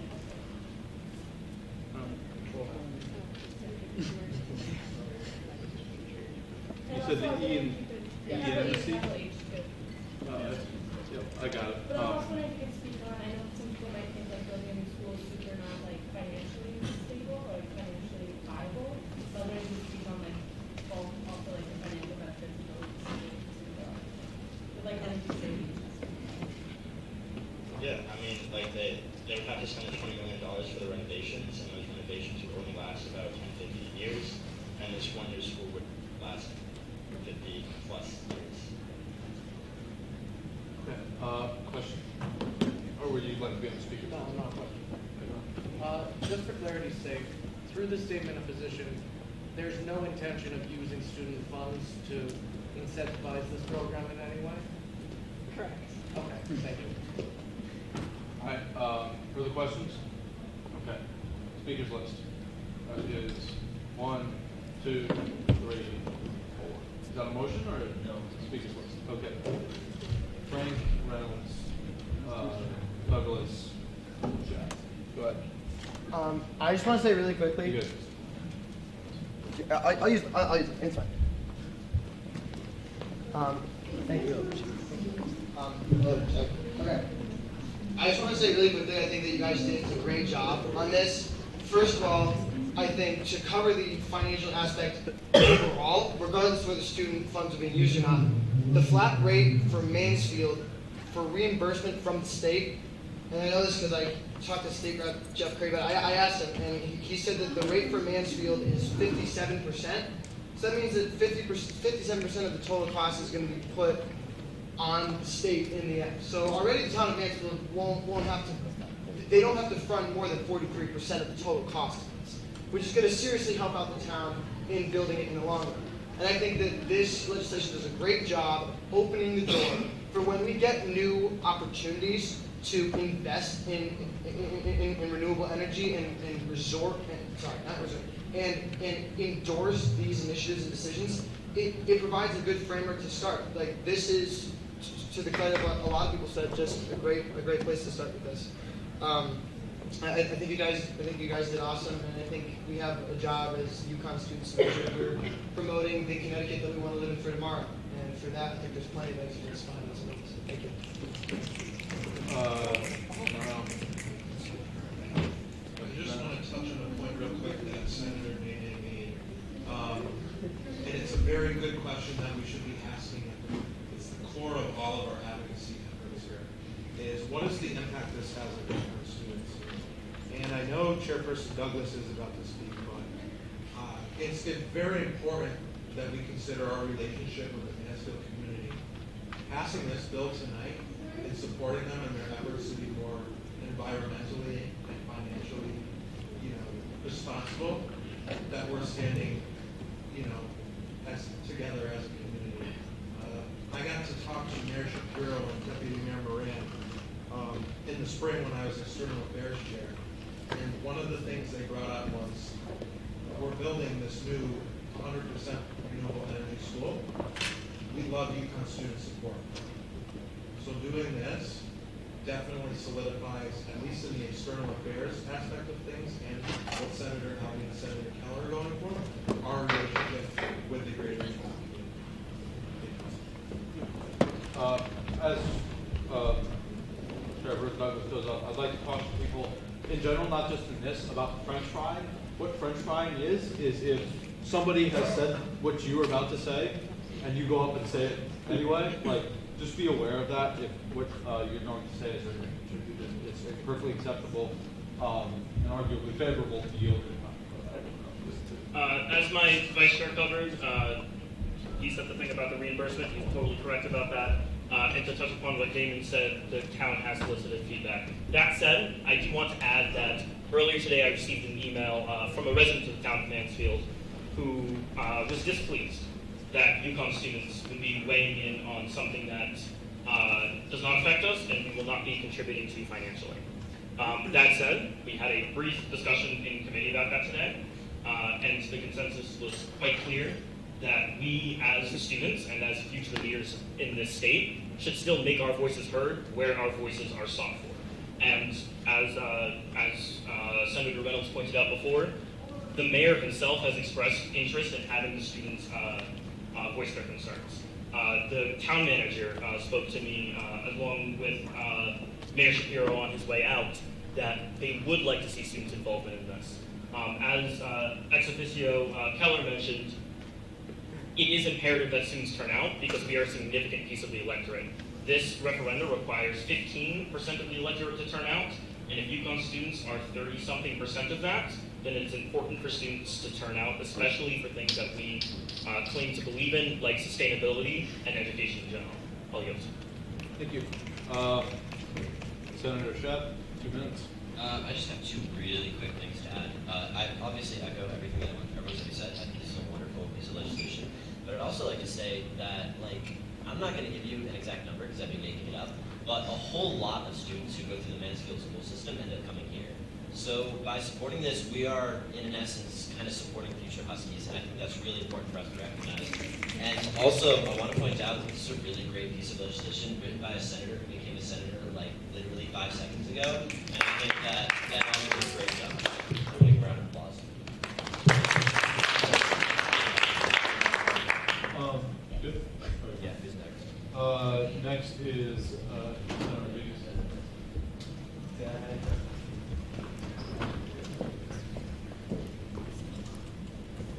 So Will stole what I was gonna say, but I just want to reiterate that it's really easy to like get self-involved when we're in this atmosphere, but we do have to keep in mind like future, not like grad school, not just like next year, like the kids that we'd be working for are potentially kids that would be sitting here, and I just think like there's a lot of talk that this will benefit us, this will benefit the state, but like it goes way beyond that. So just emphasizing that, keeping that in mind when you're reading this, and yeah, for your kids.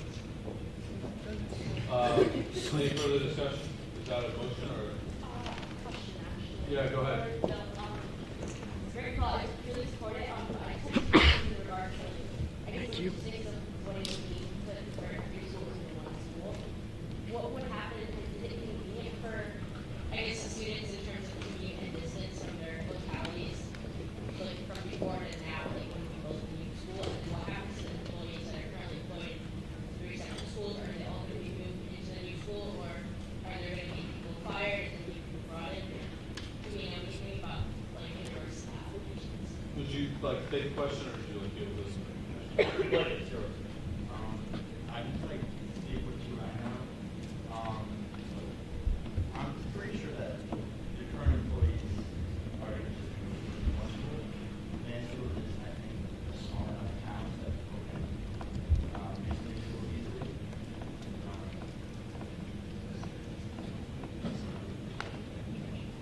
Should I like it?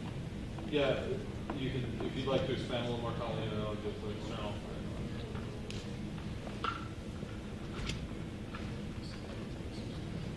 Just another thing to add on to that, on the windowschoolyes.org website, it states that about 6 grade level teachers will work under each other and have space to collaborate on curriculum and instructional student needs to all the students, and that students with special educational needs will also have more suitable breakout space in the school. So I think it's going to be more beneficial in education. Any more questions? Yes, there's one. So I was just curious, does anyone know what will happen to the old buildings if this new school is constructed?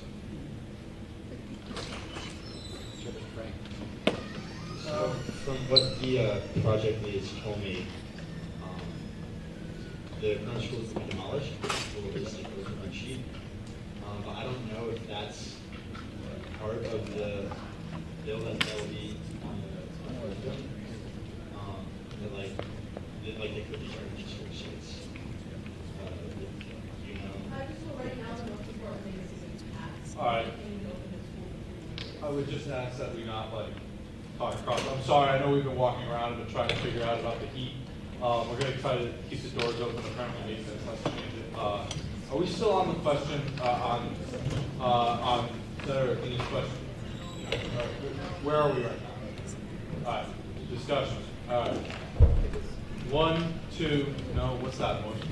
Motion to what? Can we just do a vote?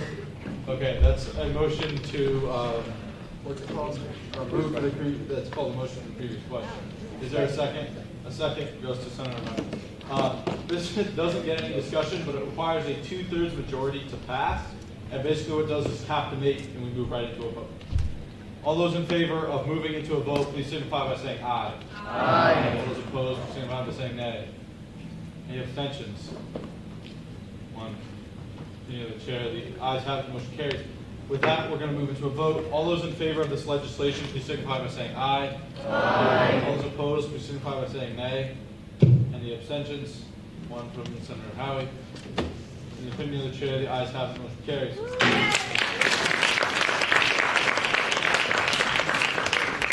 Well, moving on to the next item, that is something you're all allowed to do.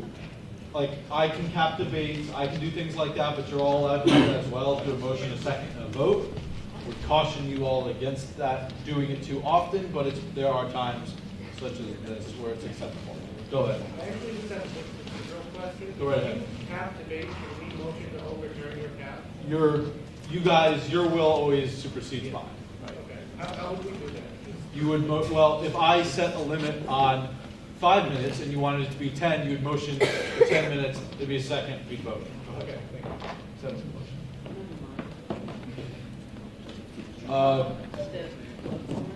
Now we're gonna move into a bill regarding a differently abled people's day line item. Is there a motion? Motion goes to O's, second goes to, no.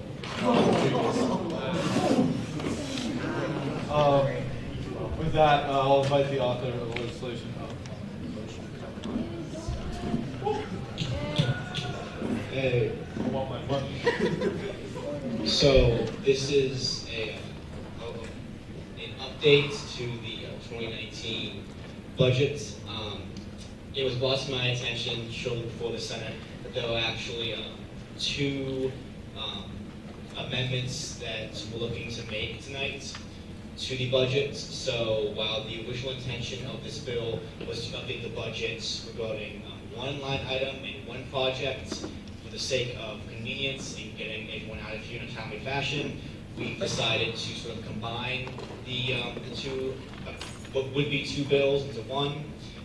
Because the changes are substantial, I made them as suggestions, and I'll be taking those amendments as friendly. I hope none of you will. Do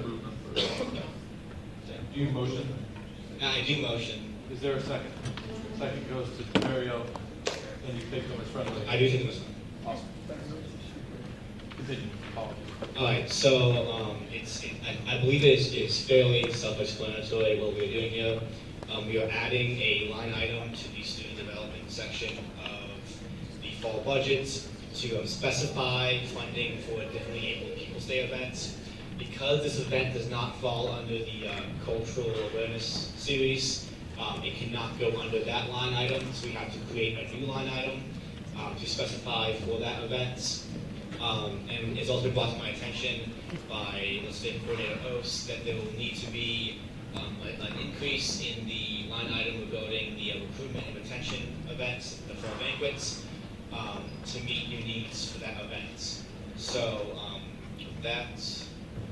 I'll yield to Legislative Coordinator Oss to speak.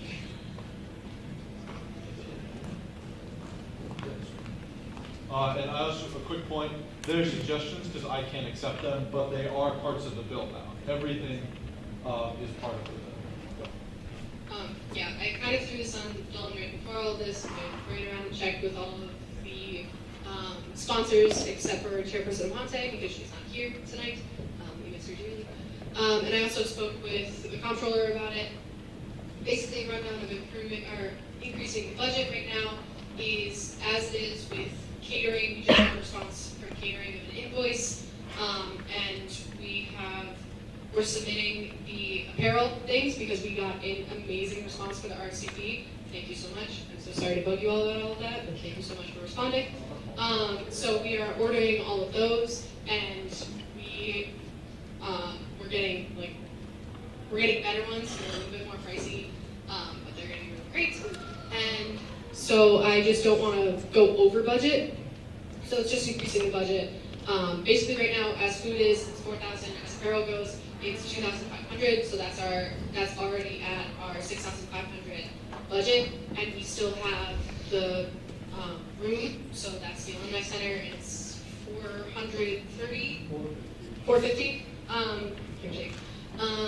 And then we still want to decorate the space. So that's why it's not a full $1,000 increase. It's just making sure that we're inside everything else and don't go over budget. So that's my just clarify. Any questions for either of the authors? Did you consult with the comptroller before bringing these little deals? I did. Under this, yeah, we had a discussion from the Senate about the lineups. We did not, because of the nature of how this came upon us, we did not have the most extensive discussion. But if any major concerns were raised before the Senate, we would there again. Any further questions? I need to amend. You can say that you look favorably upon them. Okay. look favorably upon? I look favorably upon an amendment that says where the line item will be going into the budget, which would go under student services. Am I correct about that? Development. Yeah. For which one? For the not banquet one.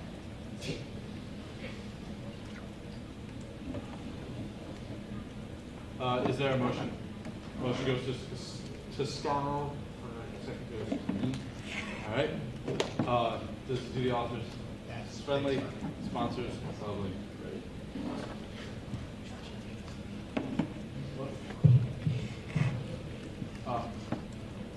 Any further discussion, questions? We'll add that. We're like working on adding that in. Don't worry. All right, seeing none, we'll move into a vote. All those in favor of this budgetary amendment, please signify by saying aye. Aye. All those opposed? Any abstentions? In the opinion of the chair, the ayes have it. The motion carries.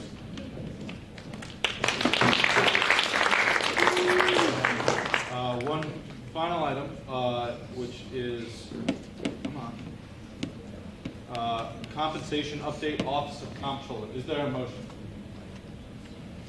Motion goes to Frank. Second goes to Doug. I'll invite the author of legislation up.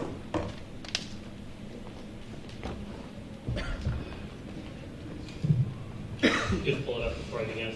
Yep. Real short, real simple. 2 lines. Last Senate, we talked about who would approve the timesheets of the deputy comptroller and the director of inventory, and it was the consensus that we did not wish that person to be the comptroller. This means it's to be the Chief Justice, Elliot. Any questions? Any discussion? Motions? Seeing none, we'll move into a vote. It's an amendment to our government documents. Requires 2/3. All those in favor, please signify by saying aye. Aye. Those opposed, please signify by saying nay. Any abstentions? In the opinion of the chair, the ayes have it. Motion carries. We're now going to move into discussion. Is there any discussion? Seeing none, we're going to move into announcements. Are there any announcements? Go ahead. Okay. Hey, guess what? We're still doing fall R&R. Thanks for proving that. It's November 16th from 7 to 10 p.m. The dress is semi-formal cocktail hour. So for my female identifying or people who would love to wear dresses, you can do a short dress kind of thing. It's that kind of event. For anyone who would not want to wear dresses, you don't have to wear a tie, if that helps. If it doesn't, so basically, with this, we're still doing baked potato bar. Woo! We're also making sure with that, it goes hand in hand with making sure that all allergies or dietary restrictions are covered. So we love that. Food security. Food inclusiveness. Food inclusiveness. That's a great word. Love that. But if you want to help plan it and decorate and do all those good things, we're rolling into that process now. We need to order like string lights and flowers and all those cool things. Thanks. XOXO. Join the group. Cool. Thank you. Chairperson Frank. Okay, really quickly, just wanted to say that now that my committee is open, if you would still like to be a part of it and you're not currently on it, I'm going to sit here for like 5 or 10 minutes. I'm going to have my computer. You can come up, write your email down. I'll include you on the email list, and from there you can let me know where you stand on everything. Tuesdays, 5 to 6. It's awesome. It's a really good time. Yeah. Election day, next week. If you have questions about that, talk to me. Senator Knowlton. All right, so I want to ghost you on this. You senators, you don't know. Most of you have ghosted for a while now. But indoor green spaces, I have a meeting with Laura Cruikshank, who's the head of architecture and master plan and all that stuff, tomorrow. So if you have any questions, like about infrastructure in the next 15 years on campus, for buildings, different things like that, if you want me to ask her, feel free to come up to me and I'll write them down and then I'll give you a response. Any further announcements? Apply to be a deputy comptroller or an inventory director. Or stay a member They of will the be Senate. paid. So pass it on to your friends. But then you don't get to have fun with us. Yep. We still have fun. Yes. I have two announcements. One, I want to recognize those of you who are here tonight wearing costumes, especially you, Anna. I know you talked a lot about this chat. Please stand up so we can. Josh, I'm in Superman. Look at him right there. Yeah, that is fair. We have once again Steve Tiberio wearing one of the best costumes, and also Noel. I don't know if what that bow tie is like usually wear or it's for a costume, but either way, that's just incredible. I really do like the bow tie. And a more serious announcement: Bill of Rights, Student Bill of Rights. If you want to be added to the document and be part of the chaos, just come up and talk to me after. Other than that, do you have an announcement? All right. I have President Malcolm, sorry. Food insecurity, we have a task force meeting tomorrow at 5 o'clock, so please feel free to come. And Point of privilege, I can't hear. All right, any other announcements? No? All right. Thank you, guys. Meeting's adjourned. Bye.